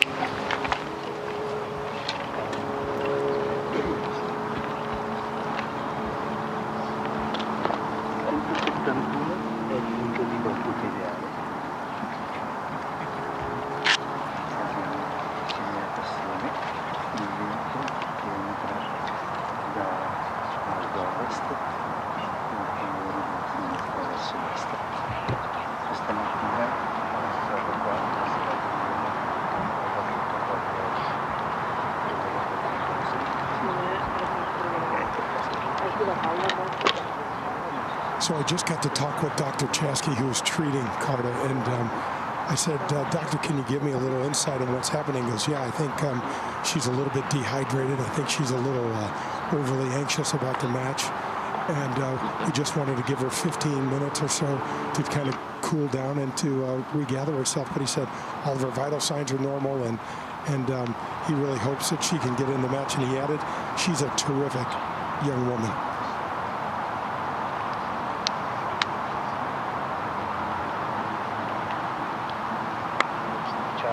Torre, anche un pelo più a sinistra della This torre. is just a tough hole to come back onto. 14th hole. It's just amazing. She hit a beautiful iron shot in the last hole in her condition.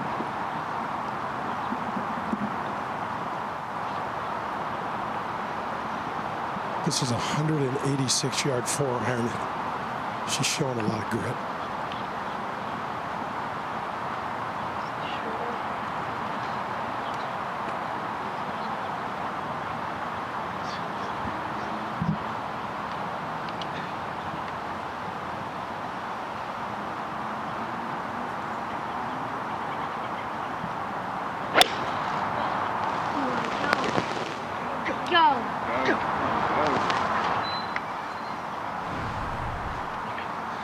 I would have been more surprised if that went on the green. You know, it's hard to gather herself. You all feel for her now. Yeah, your body just gets weak, and you know you lose a lot of your momentum and speed. You know, now looks like she's drinking so much. Well, she's had so many drinks with sugar in it. I think Song now, it's time for her to, you know, step up here a little bit if she wants to win this match. This shot's got to go on the green. She can't be thinking about what's happened to her opponent. You know, I do think she does, because I think she's a real concerned kid. I mean, she likes to have fun and stuff, but I think she likes to also have a lot of good friends, and I think she's concerned about Virginia right now. But she, like you said, Brad, she's got to try to play her own game. Yeah, she's playing the hardest par 3 on the golf course. A 4 as well. I was kind of surprised not one of them took a practice swing. They just got up there and hit it.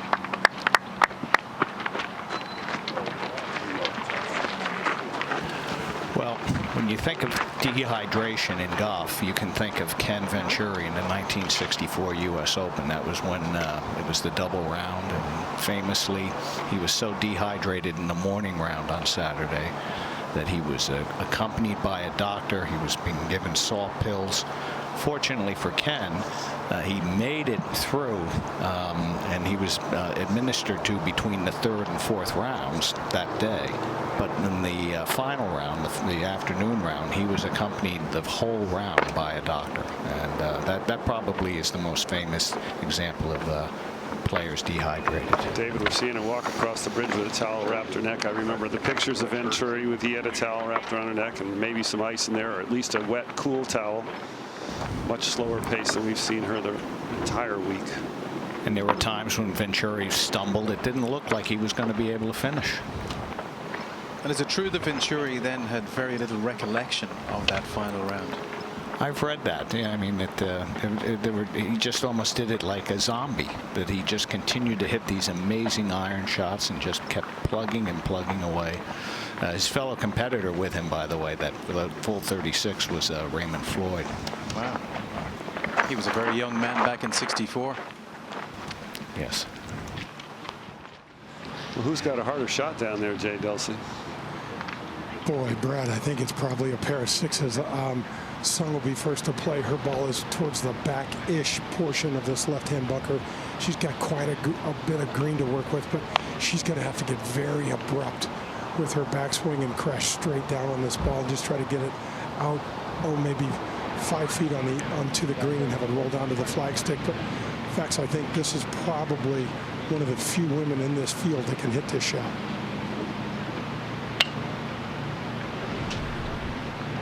She's got to fly it a long way and then off this downslope to the where she's standing is really get that club to swing quickly. Yeah, because if she doesn't, she's going to be in that other bunker. Boy, it's easy to fly this thing all the way across. You got to open that face swing well to the left. See if she can get that left shoulder low. Yeah, she's not aiming far enough left, in my opinion, right now. Slide this club under. Need some height.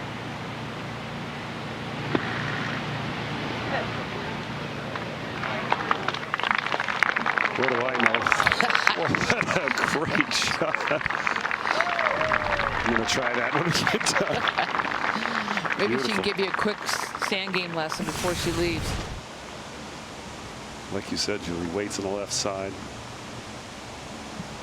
Swinging across the ball. I'll blame it on camera angle.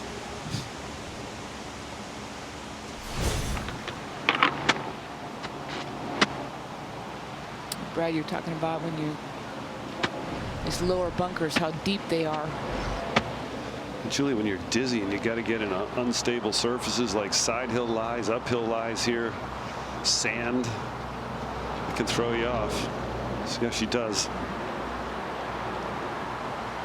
She had a shot similar to this just a match or two ago, and I watched her kind of almost kick her back right foot out to try to help her get this ball up in the air a little bit, and I've never seen anything like this, but this ball's got to go straight up into the air, and she's only got about 12 feet of green to work with.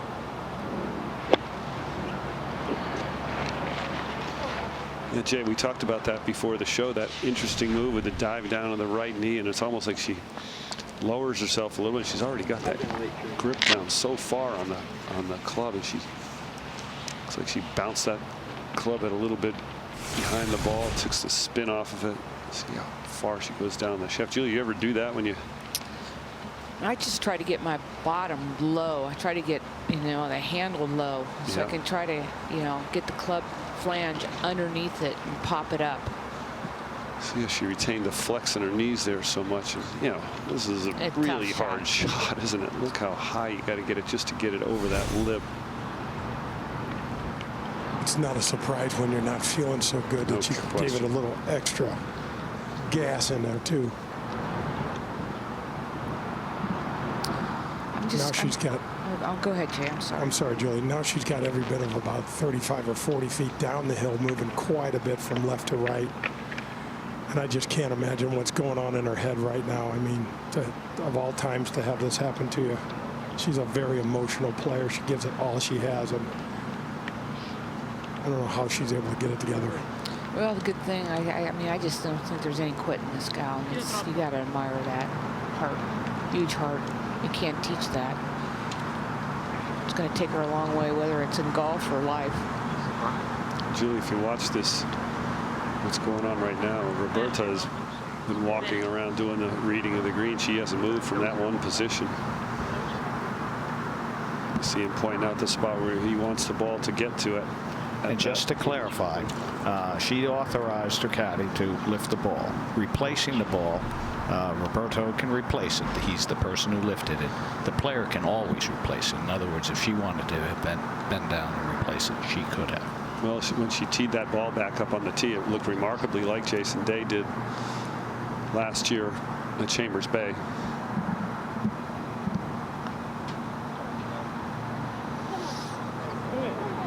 I'm just surprised that, you know, she didn't try to take some practice swings. Her and In Jung, they just kind of got up there and hit it. Just to see how she felt, get some rhythm back.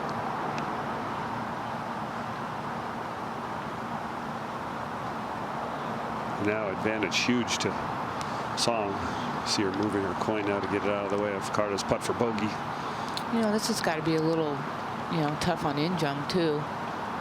You know, she wants Carter to have her best game going. She wants to win with Carter playing her best, and I'm sure she feels for her right now, but that trophy's at the end and she's got to get back into her game.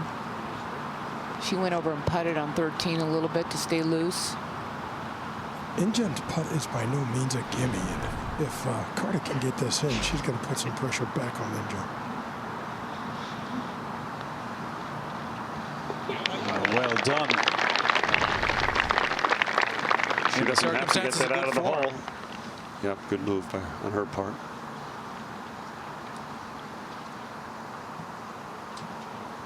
Now Sung got the benefit of that read, however. She's less than half the distance straight uphill. It's like about a right edge putt. Yeah, we just saw on 13, even though it was a while ago, how In Jung just missed one of these putts. So I'm sure she went back when she had the time and putted it again, get some confidence back. Yeah, I would say that putt really didn't mean anything on the last hole. Not like this one, for sure. But still, you want to see the ball go in. This is a happy putt, right to left up the hill.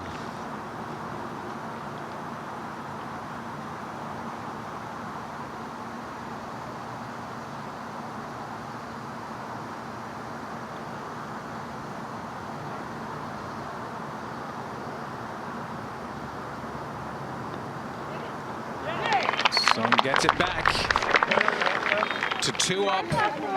Sung 3, Miss Sung is 2 up. Both players with a lot on the line. 19-year-old Virginia Elena Carter from Milan, a student at Duke University, would be the second player only to win the NCAA individual title and the U.S. Women's Amateur in the same year. Vicky Getz did it back in 1992.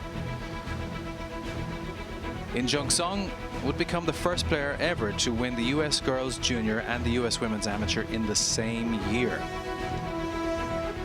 So there's a lot on the line. If she keeps developing the way she is, she's going to have that U.S. Open trophy too one day. It's a remarkable rate of progression for Song. Well, Shane, they're over on the 15th tee now. This hole's a shorter par 4 at 356 yards. It's a dogleg to the left, which In Jung loves, but she did drive it through the fairway yesterday. I'm surprised that this club choice off the tee for her. She's driven it through the fairway a couple times. She's had a tree in her way. You know, we said that this morning, and she just roped it right down the middle and had a little flip wedge and made birdie and walked to the 16th hole. Well, so it still doesn't make it the right club. I think I argued that about Sierra Brooks last year in Portland, hitting a driver off the 16th tee. And I think right now her job is to get this ball in the fairway. It doesn't matter how far up there she hits it. Seems like whatever strategy they have on Monday, they stick to that till Sunday. And like you said, I think things change during the round. It's been a long time since she's hit a driver, and the last one was a snap hook on 13. Yep. She's making you look good today, Brad. I look very good. I love driver around the trees. That was a perfect play. That was a beautiful ball flight, and again, a comfortable hole for her. Now Carter. Maybe she should have Roberto tee it up for her. Kind of looks like symptoms of vertigo in Day. I mean, not that it is at all. So David, could she take another 15 minutes?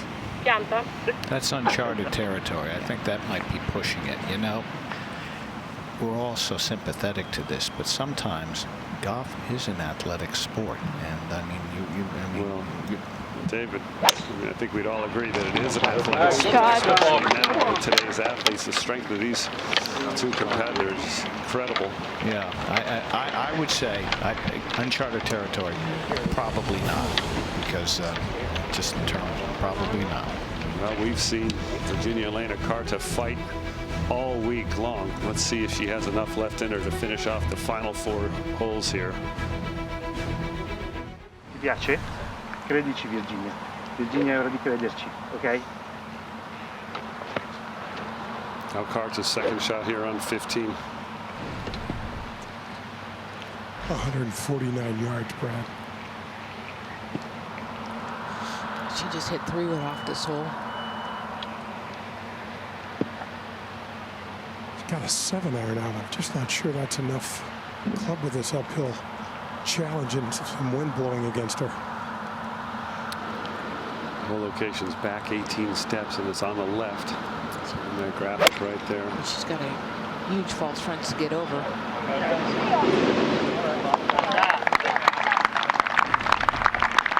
Like Jay Delson said, she didn't really have enough to get it back to the hole, but safely on the green. But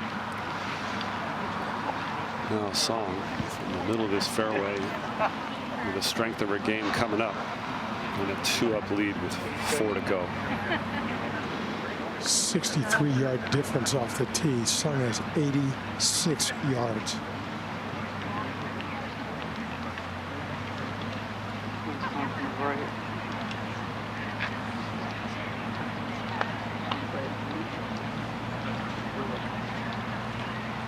She had a beautiful little wedge shot in here today.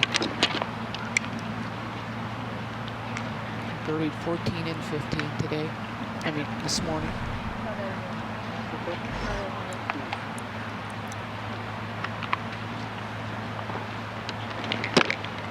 Just a little breeze picking up into the players from the right.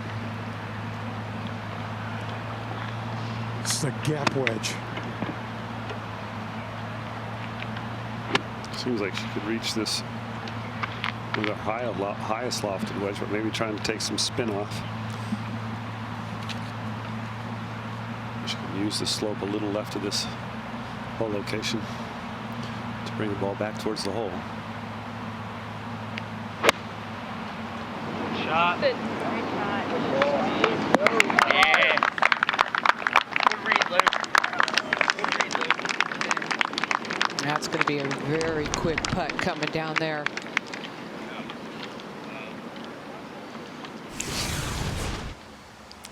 Take a look at this action here. Face a little bit closed right there as it goes back, steepens the shaft, and then watch this head kick down, flattens it out. Body starts to open. It's almost like she hits him just kind of really with soft hands. She's got a lot of descent and pounding into the ground there and hitting that shot, Julius. She's hit a number of them this week, Brad. That's kind of been her shot of the tournament. It has, and maybe she could have used that other club. That was a lot of club to take a lot of yardage off.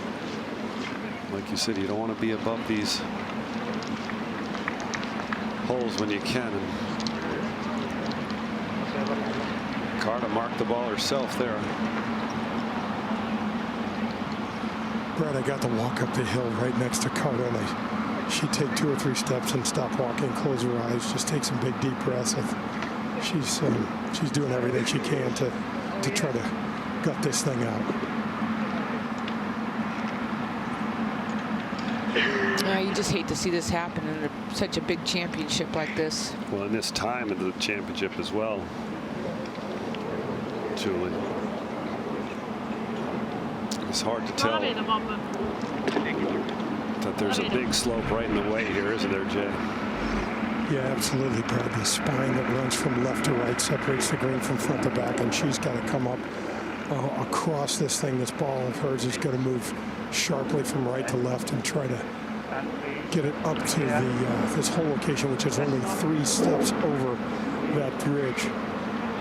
Yeah, right where her caddy's sitting right here. There's that big ridge, and she's had some trouble with her distance control, and maybe back there on 7 where this all started is where she's lost her pace on the greens. Yeah, I mean, that really explains a lot if they say it started at number 7.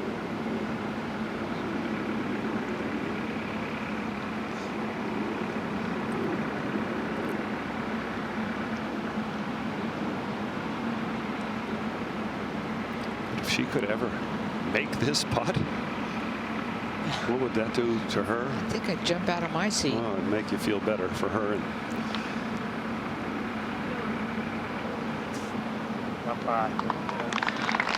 yeah, that's a nice touch.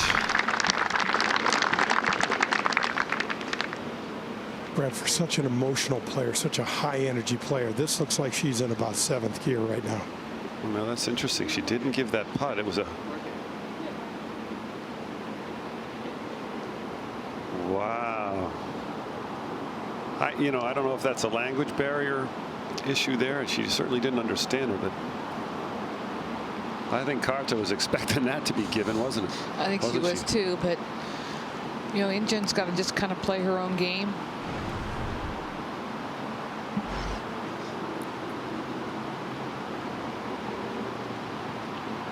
With a 2-up lead in this 15-footer down the hill, moving from her right to left, if this thing goes in, it should be on the last roll, because just on the other side of this hole is the slope and down to the front of the green. This should be pretty good with that right slant just left of the hole.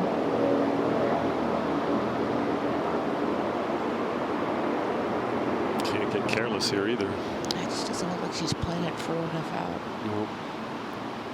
You said a few times she said perfect shots and putts.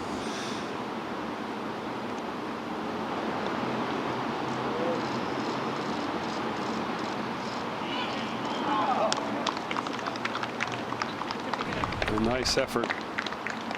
Looks like she was almost just doing that intentionally. The first bit of gamesmanship here, making her putt that one.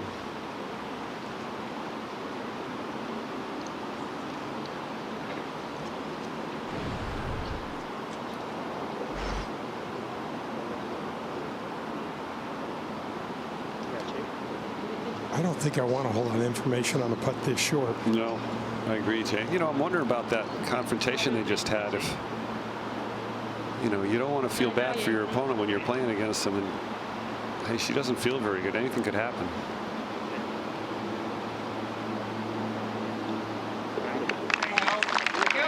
Oh, there's a little look, maybe at her opponent. She's just trying to keep her head up.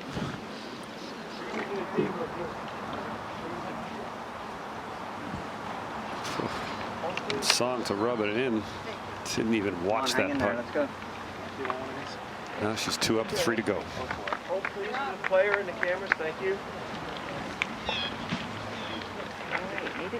Thank you, everybody. Hold on for the cameras, please.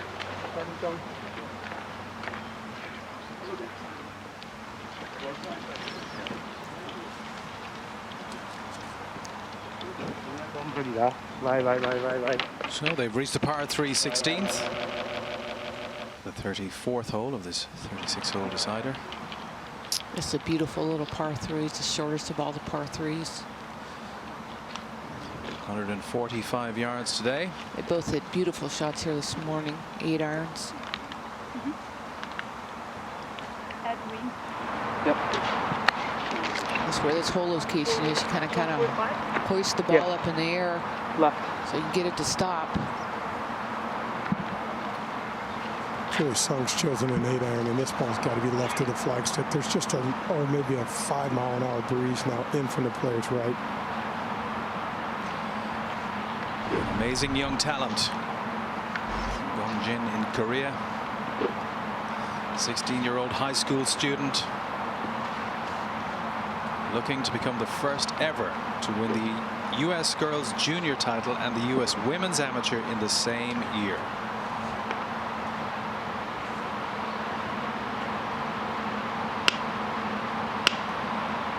nearer and nearer to reality.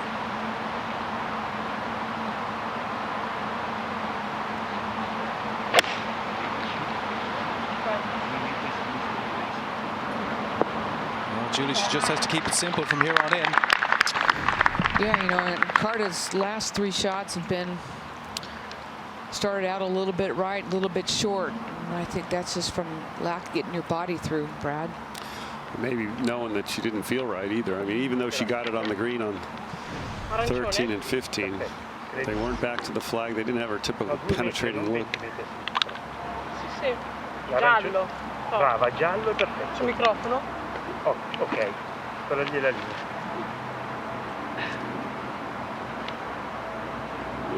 This is a 7-iron for Carter.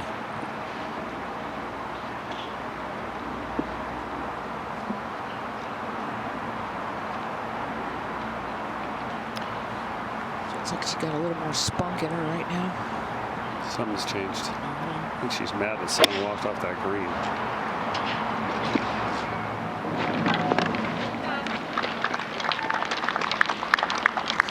Well, she cannot afford to lose this hole, Carta. A win for In Jung Sung here. She will be our champion. Still so much to play for, so much to go.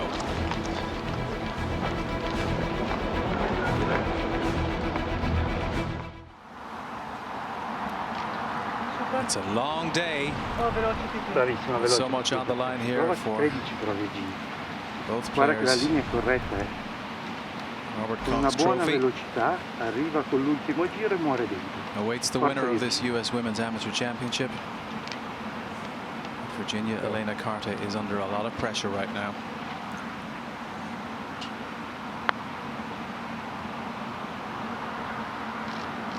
What a putt. What a putt.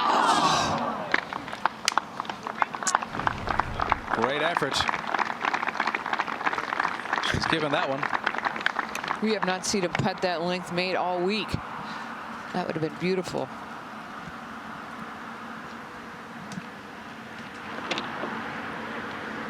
Well, if In Jung Sung holds this, it's all over. Jay, her In Jung's line's just on the same as Virginia's, right? Yeah, very similar, Julie. She's about, a step and a half to the left. She got a good read off of that putt. She knows it breaks just a little bit to her right, and it's a little downhill. Yeah, I don't. But not crazy downhill, Julie. There's a brow of that bunker that kind of slows this thing up at the end. I don't think this is going to be going too far past, that's for sure.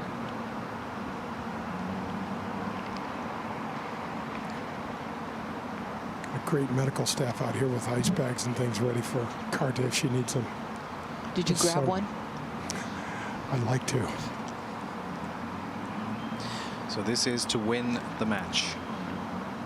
This for a place in the history books.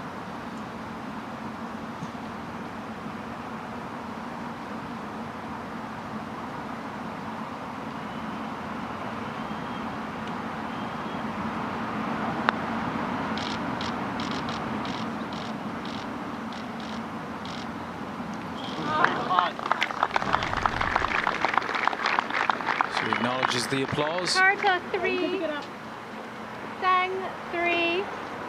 Miss Song is 2 up and Dormy. So half in pars as they make their way towards the par 5 17th. Let's take a look at this 17th hole. Another elevated tee shot. Beautiful little bend to the left here with a bunker you got to avoid. Many of the players have been able to reach this green into the second shot playing back up the hill a little bit. Yesterday, Song hit it in the right edge of the rough and hit that tree you see on your right. This whole location is back on the left side. Really the only place you do not want to hit this shot. Your approach would be long and left. Another green facing back to front. There's a good look at this fairway from behind the green. Yeah, Brad, this morning, In Jung hit beautiful drive, but it just hit too far and hit it in that bunker. There's only like 14 yards of width right where that bunker is of fairway. So it'd be interesting to see if she goes with a 3-wood here or if she goes with the driver. Looks like she's going with the driver again. Yeah, after that tee shot on the 15th, this kind of similar look, and Again, her natural shot likes to bend right to left. So take a little breath there.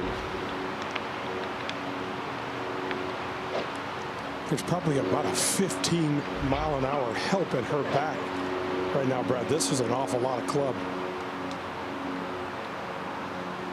Deep breath, visualization, paint that picture. She knows she can win this match right here. Adrenaline's got to be pumping.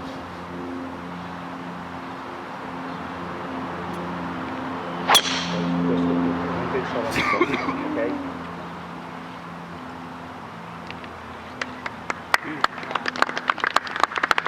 It's crept into the rough, but you can see the ball, and beautiful look at the hole. I think it's the right play now. And now you think it's the right play. I do. Just get it up there, and as if Carta didn't have enough to think about. In fact, Carta has that bracelet on her wrist that says the best is yet to come. Awesome if she could dig deep. Well, she hit 2 beautiful shots here yesterday afternoon. Come on, Virginia, good go. Asking for it to bend. And a good drive. Right even with that bunker there, we saw. Ho già guardato il pubblico 206. Shea Delsing, what kind of yard is she looking at? In fact, she's got 214 yards, and right now there's a good solid 15 yards of help pushing straight down the back. And as you know, we saw before, long is not where you want to go here, so she wants to bounce something up there. Il punto di battuta ideale, arrivando così, secondo me, se And here was that shot yesterday. Yeah, certainly had a little more energy then, and almost in the same place. Location a little more in the front of this green. She got it to fly right on the front of the green there, the little false front. Trickles down. And that was the end of Sasso. Non devi fare nulla di più, devi fare solo questo colpo qui. Ok? She knows that in all likelihood she needs at least a birdie here to stay in this match.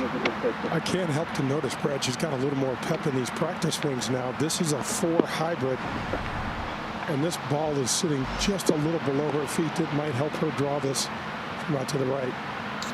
Yeah, you can kind of see the expression too. She's just got a little more fire in there.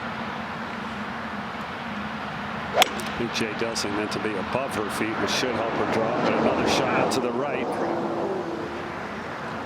Yeah, she needed to kind of run that up and use the contour there. And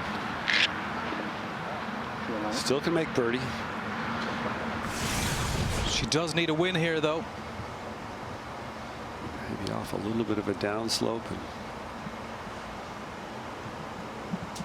just couldn't get it to turn over. Didn't need much. Now Song. 206-yard 5-iron from a nice line just in the rough. I think her swinging this club's just telling herself she doesn't want to be long. Whoa. That looked way right off the club face. Okay. Just like yesterday's. Pushed it way out there.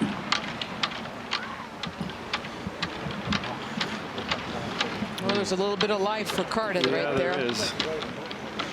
Looks like she's walking a little bit faster, maybe feeling a little bit better. Well, Song hit that beautiful bunker shot over on 14. See if she can do it again. Join golfers everywhere who are playing more golf these days by playing 9 holes. You can learn more by visiting www.usga.org/play9. We're on the 17th or the 35th hole of this final. A win on this hole necessary for Carta. Half will see victory for the Korean. Julie, what's going through their minds right now? Yin Jung, she's probably not very, she's still working on her swing. Made that She'll move probably like go she hit knew balls when she stayed. gets done. But, you know, she can see light at the end of the tunnel. But she's played brilliantly on her short game today. Shane Bacon's had a look at their lies. Shane, what are they looking at? Yeah, Carta has the advantage here. A little on the upslope. She can throw it all the way to this whole location with a little bit of spin. Songs is a little bit further back in there, and she did get a break. It came off that lip, or it would have been well above her feet and would have been a super awkward shot to where this hole is in the back left.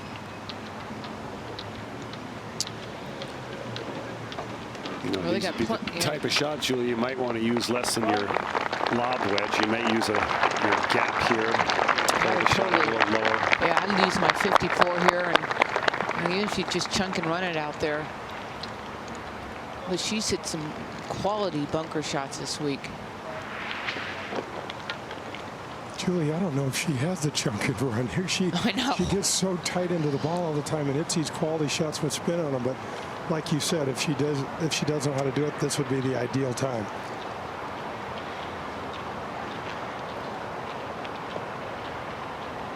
Hard to imagine what she's done as a 16-year-old. Her poise is just incredible. I mean, she's been through a lot today, too. And I can promise you, despite having such a stellar record, she's never been through anything like this to kind of keep herself focused and try to be, concerned. As Julie said, she's a sweet young woman, and man, she just hasn't missed a beat.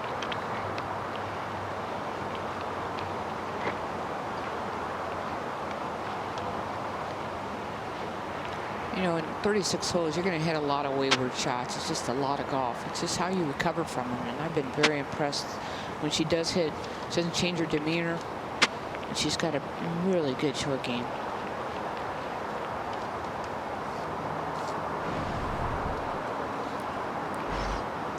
I always thought when the ball was like a little bit above your feet here, it's a little higher on the. Sometimes it's easy to hit these fat.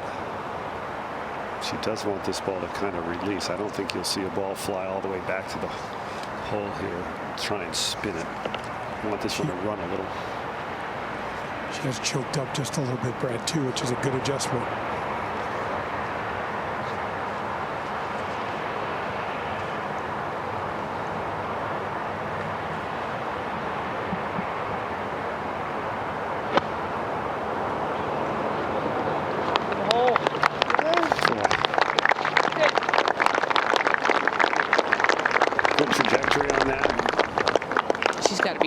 That shot, if you I get think it so, 10 to 12 feet. I'm gonna take a look, Julie.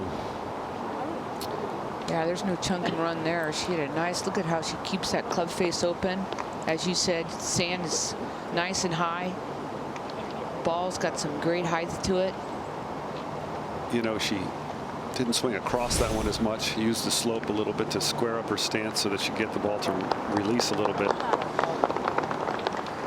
And now Carter's shot. Shane Bacon said it's a little bit easier.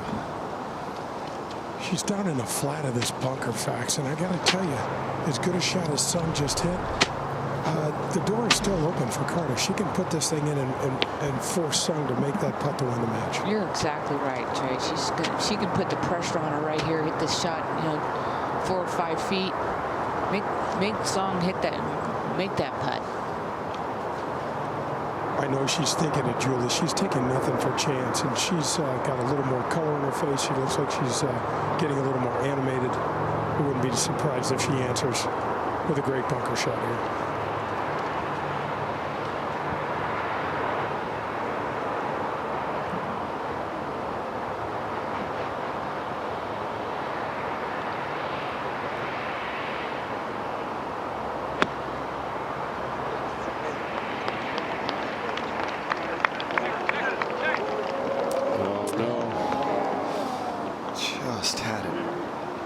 Slope the ridge.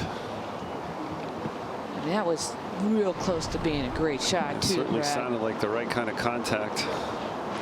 It sure did, Brett. I cannot believe that there wasn't even a freckle of grab or spin on that shot.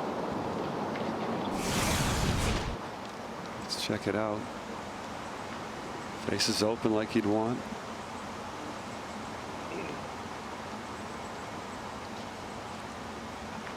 It's one of these deep bunkers. I think she did everything right, just not as much spin as she needed. She has to make this now. And this is one of those shots, you know, we've had a lot of players either try to putt this from the fringe or use a hybrid, and the fringe has been much slower than the players have anticipated. Yeah, it's been really sticky.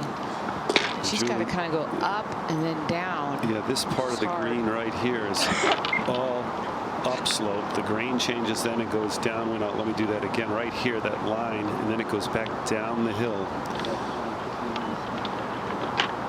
She's made the right choice here, guys. She's chosen a putter. She's got to go up about 4 feet of this fringe surface, and then another uphill of about 3.5 feet until it starts going downhill. You take the flag out, Julie, here, you leave it in. I always like to leave it in. Just the chance that I hit it and it helps. You know, I always look at where the flag was leaning towards or tilting. You know, is it going to be at you depending on the wind sometimes? And it depends on the type of flag stick. Some of them are friendly, you know, soft. Others are repelled golf balls. These are more of the repel golf balls. These are thick flag sticks here.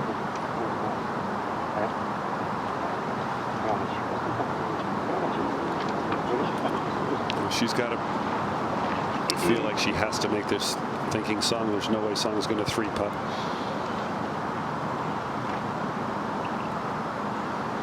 This is not an easy putt to make.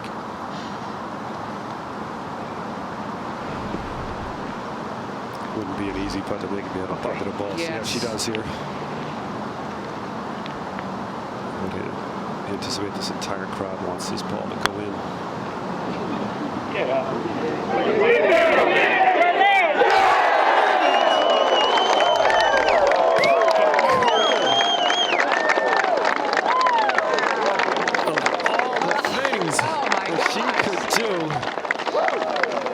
She got a little energy there. Incredible. Well, we've spoken about how she gives things 100%. It was do or die with that one. This is amazing. Watch this, Brad. Oh. Perfect speed, perfect line. It didn't even touch the flag stick, did it? That was. You could have took it out or left it in. Talking to herself. Whew. There's a touch of the old Tiger Woods about that. That's awesome. Many have felt that they had his number in a few big championship finals. But, well, what a fighting and battling performance from Virginia Elena Carter. Well, and now Sung, this is to win. Even after watching that, can she respond? I picked up my clipboard and my microphone after that roar. She's got about a 12-foot putt here with just a little bit of left to right. And she's got it right in the area of the green that you'd like to see. This can be aggressive stroke.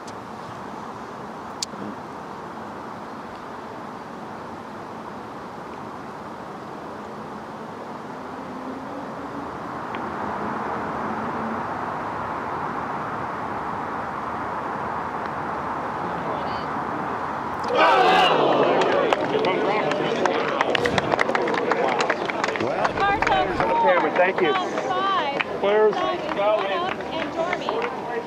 Can you believe these two great players are coming down to the final hole, the 36th hole? And only rightly so. I mean, that just shows you the heart of Virginia Elena Carte, and Injun Sun hit a great putt there. Just hit it a little bit too much speed. That's remarkable. Take another look here. That bunker shot going back there. Summons everything she has, the roll, the courage. Brad, I'm telling you, you could drop 100 balls there and maybe make 1 or 2. And that was impressive. Now let's watch this, knowing she can win with that putt. I think she might have thought she had that. Place and clear. That's about as much emotion as you're going to see from Sung. Oh, can you believe it? Well, she is such a cool customer, but perfecto, I think, is the Italian word we're looking for with regard to that putt from Carter. alla sponda dell'ultimo proprio. Il vento. E sinistra, destra. Now they've moved this hole up 33 yards today from this morning. So they're playing this as a par 4. So they're going to have a different site where they want to hit this. Got to really watch to hitting it through on the left-hand side, through the fairway. That bunker does come into play on the right-hand side. Julie, there's a little bit of wind blowing in from the left, which can help a fade shot just a little bit. Vedi dove c'è la torre? Sì. Ok. Stile carta per cortesia. Grazie. Well, I think we can safely say that Virginia Elena Carter has recovered. She is back in the game. Yeah, she had a huge fist pump.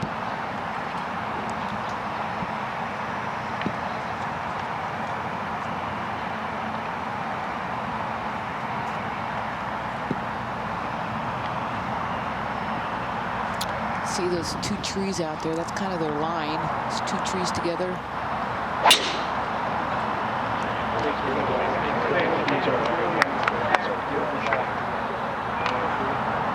Yes. Perfect drive. And the pressure goes right back onto In Jung. This would be a tough shot for her to hit a driver and keep it in this fairway. She's going to have to bring it over those bunkers, Brad, just like Virginia did. I say that, you know, with her draw shape, she may be able to fly that bunker with a 3-wood, or really have to try and hit a cut, which we haven't seen her do at all off the tee. She's got a driver out, Brad, and you know she struggled off of this tee on the 18th this morning. Lost it out to the right. Julie, if you were caddying for her, would you let her hit this?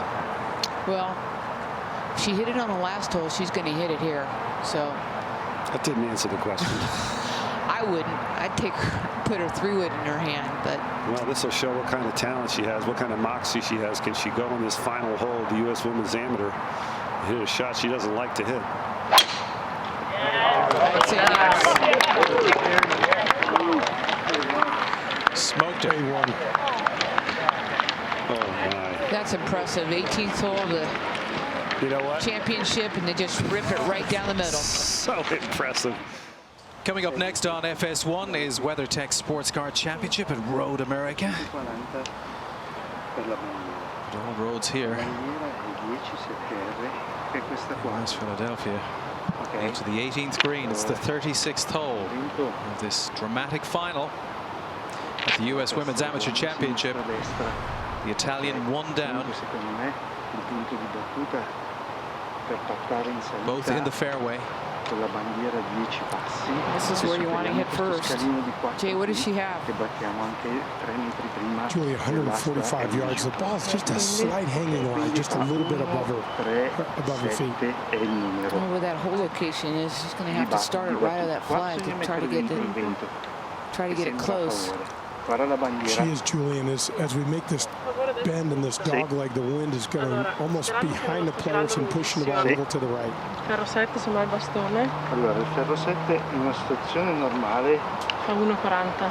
Fa 140, ok. Noi adesso dobbiamo fare 140 e abbiamo un po' di vento a favore, ma non tantissimo. È il bastone corretto per andare a prendere l'aria. This morning, playing this as a par 5, she had some type of hybrid in here, and now she's going to be hitting like a 9 or 8 iron. So love the way the USGA shook up her 18th hole and the 36th hole, made them completely different.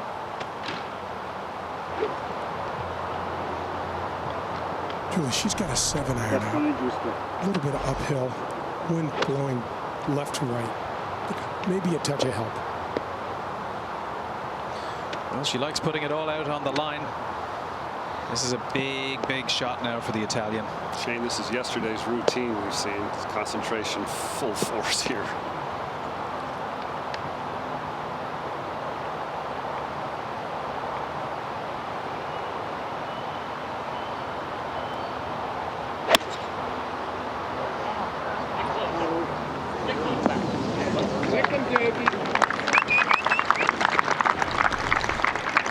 Well, I'd say that's gonna be a tough putt, but after the putt she just made on 17, that's gonna seem like a tap in for her.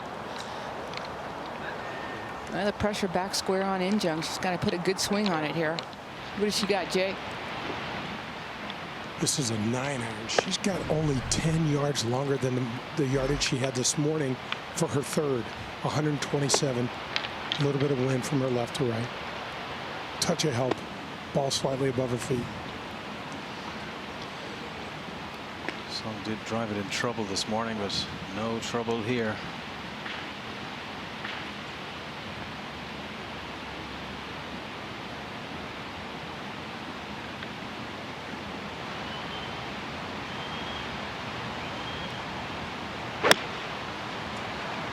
That looked a bit of a pull.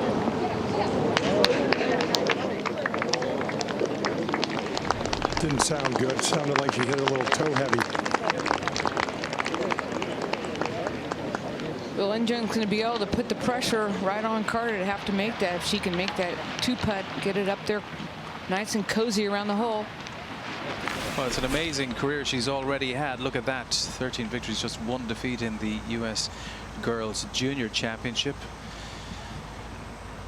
And 10 victories so far in match play here at the Amateur.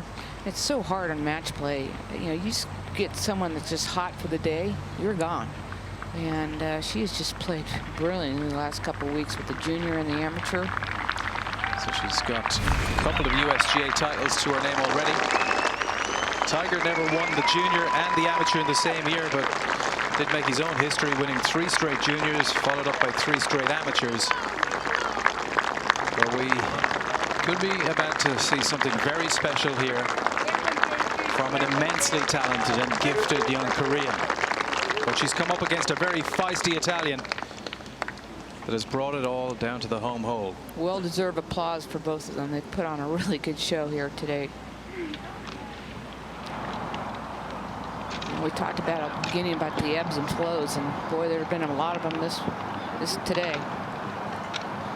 I got to say, too, guys, Charlie Carr and his staff, the superintendent here at Rolling Green, and the members that have turned out to support these young ladies has really been impressive. Absolutely echo that, Jay. Certainly if you're visiting Philadelphia, this is a must-play, real hidden gem, a William Flynn design in the Springfield Township. Just less than 20 miles from the heart of Philadelphia city center.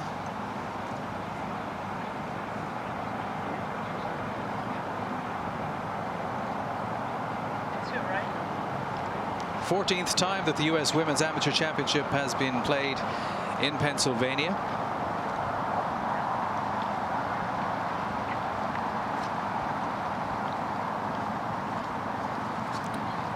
In Jung going to rely a lot on her caddy here, Tommy McGann.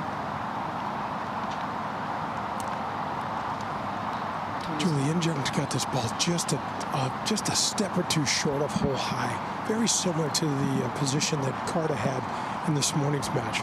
This ball has got a good 5 to 6 feet of left and right movement in it. And you know what, Julie? It actually goes back up the hill. It's really going to be challenging to see if she can get this pace judged correctly. Yeah, and if she doesn't get enough break on this thing, it's gonna really move to her right. She's going to have a 5 or 6 footer coming back, so she's got to get it. Well, she's had putts to win the championship on the previous 2 greens. Yeah, I think she needs to go a little higher than where she just stood right there. And what about the advantage of having someone like Tommy McGann, who's a local caddy, just to give her that positive reinforcement here now with the line? Oh, yeah, you got to take advantage of that. I mean, they've worked really well together. And after watching Sung's last couple of tee shots on number 10, I can promise you she doesn't want to leave this green.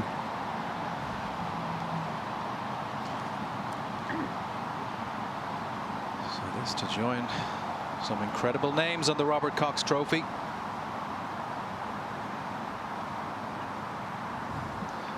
This to complete a dramatic couple of weeks. Julie, she'd be so happy with a 2-putt right now, wouldn't she? After a very disappointing and mediocre 9-iron.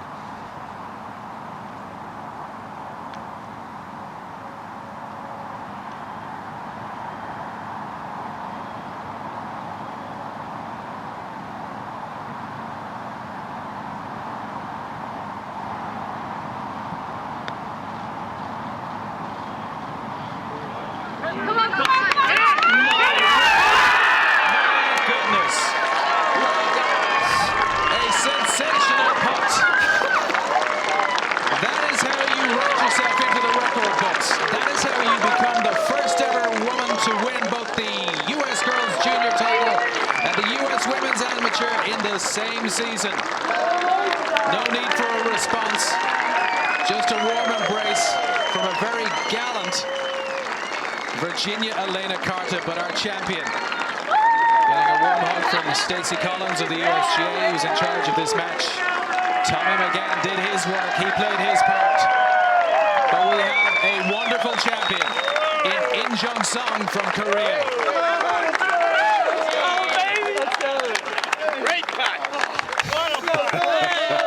Those are probably the two best putts I've seen back-to-back in a long time. Maybe ever. What were you saying about her being happy with a 2-putt? We just need to be quiet. I'm afraid to hug you, but congratulations. Hats off to Virginia Elaine Carter, too. Let's take another look at this putt because, well, she had a good man on the bag. Knows these greens like the back of his hand. Tommy McGann gave her the line. She called it just about right about there. She had her hands up in the air. And that is how you win in emphatic style. Watch her, watch her. She knows it's in. Yes! Amazing. Well, in the space of 12 months, essentially, she's won 3 USGA titles. A very special young talent. A big name for the future. But right here in the present, she is the winner. So let's go down to Shane Bacon. He is with the runner-up, Virginia Elena Carter. Thanks, Shane. Virginia, a great match, a great week as well. I just wanted to ask, when did you start feeling a little bit dizzy throughout the match? I think on the second 9, around 11 or something like that. I was not feeling that good, and it kept kind of going. My coach was telling me to call medicals, and I was like, no, I can do it, but then I couldn't do it anymore. Yeah, and it seemed like you got a little bit of energy there about 16. Did it kind of come back to you a little bit? Yeah, a little bit. I was feeling a little bit better. Still, like, going down and trying to mark the ball was hard, but it's okay. Yeah, and you were part of such an exciting match. Talk about the putt on 17. Yeah, I don't know. I just said, okay, like, you either make it or it's over. So I gave like my best to make that putt, and then like it went in. I think it's the only putt that I made today, but it's okay. It was a tough match. She's awesome. I'm really excited. Anyways, and you know, when you're not able to play your best because you're not feeling great, it's okay. Well, it was a great week. You played some incredible golf, and it came all the way down to the end. Congratulations on such a good week. Thank you. Thanks a lot. All right, over to you, Holly. Thank you very much, Shane. A deserving champion is about to be crowned. And to do the honors, I'm now joined by Stacey Collins, the USGA chair of the Women's Committee. First off, Stacey, a wonderful week of championship golf. Absolutely. Rolling Green has just been a fabulous host, and we thank them and all the volunteers for a fabulous week here in the Philadelphia area. But it is my great pleasure. We have a first. The first USGA champion to win the USGA Girls Junior and the US Women's Amateur in the same year. So congratulations to In Jung Sung, our 116th US Women's Amateur champion. Well done.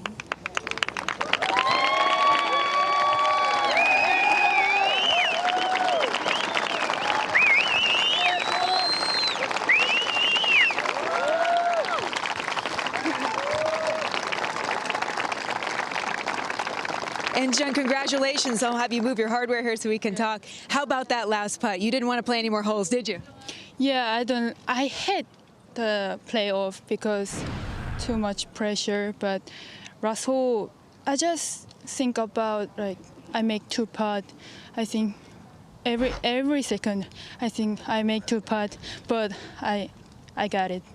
You didn't need 2 putts. You got to know Virginia throughout the day today. You were obviously concerned when she came down ill on the 13th hole. What was it like to go through that with her, the final couple holes? Yeah. Hole number 13, I will try driver shot, right? Half swing, but I didn't see ball. That's why a little bit fast. I can't hit the sweet spot. That's why I hit hook. But she take a rest, and the turning point is done, I think. You heard Stacey say that you've made history today. You're the first person to ever win the U.S. Girls Junior and the U.S. Women's Amateur in the same year. What does this mean to you? this morning I have a little bit pressure to me, but just this is amazing. It's amazing. It's amazing. A wonderful week of golf. We love watching you play. Can't wait to see what's next for you. Thank you so much for everything. And everybody, your 116th U.S. Amateur Champion, Women's Amateur Champion, In Jung Song.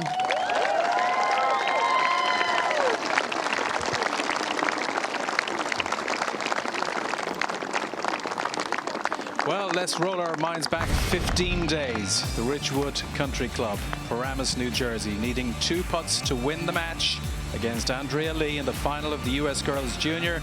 She required just 1 and became only the 3rd in history to win 2 in a row, and arrived here at Rolling Green with high hopes and delivered on some huge promise, and the word truly is unique. So wins the U.S. Women's Amateur Championship and also the U.S. Girls Junior in the same year, in the space of 15 days.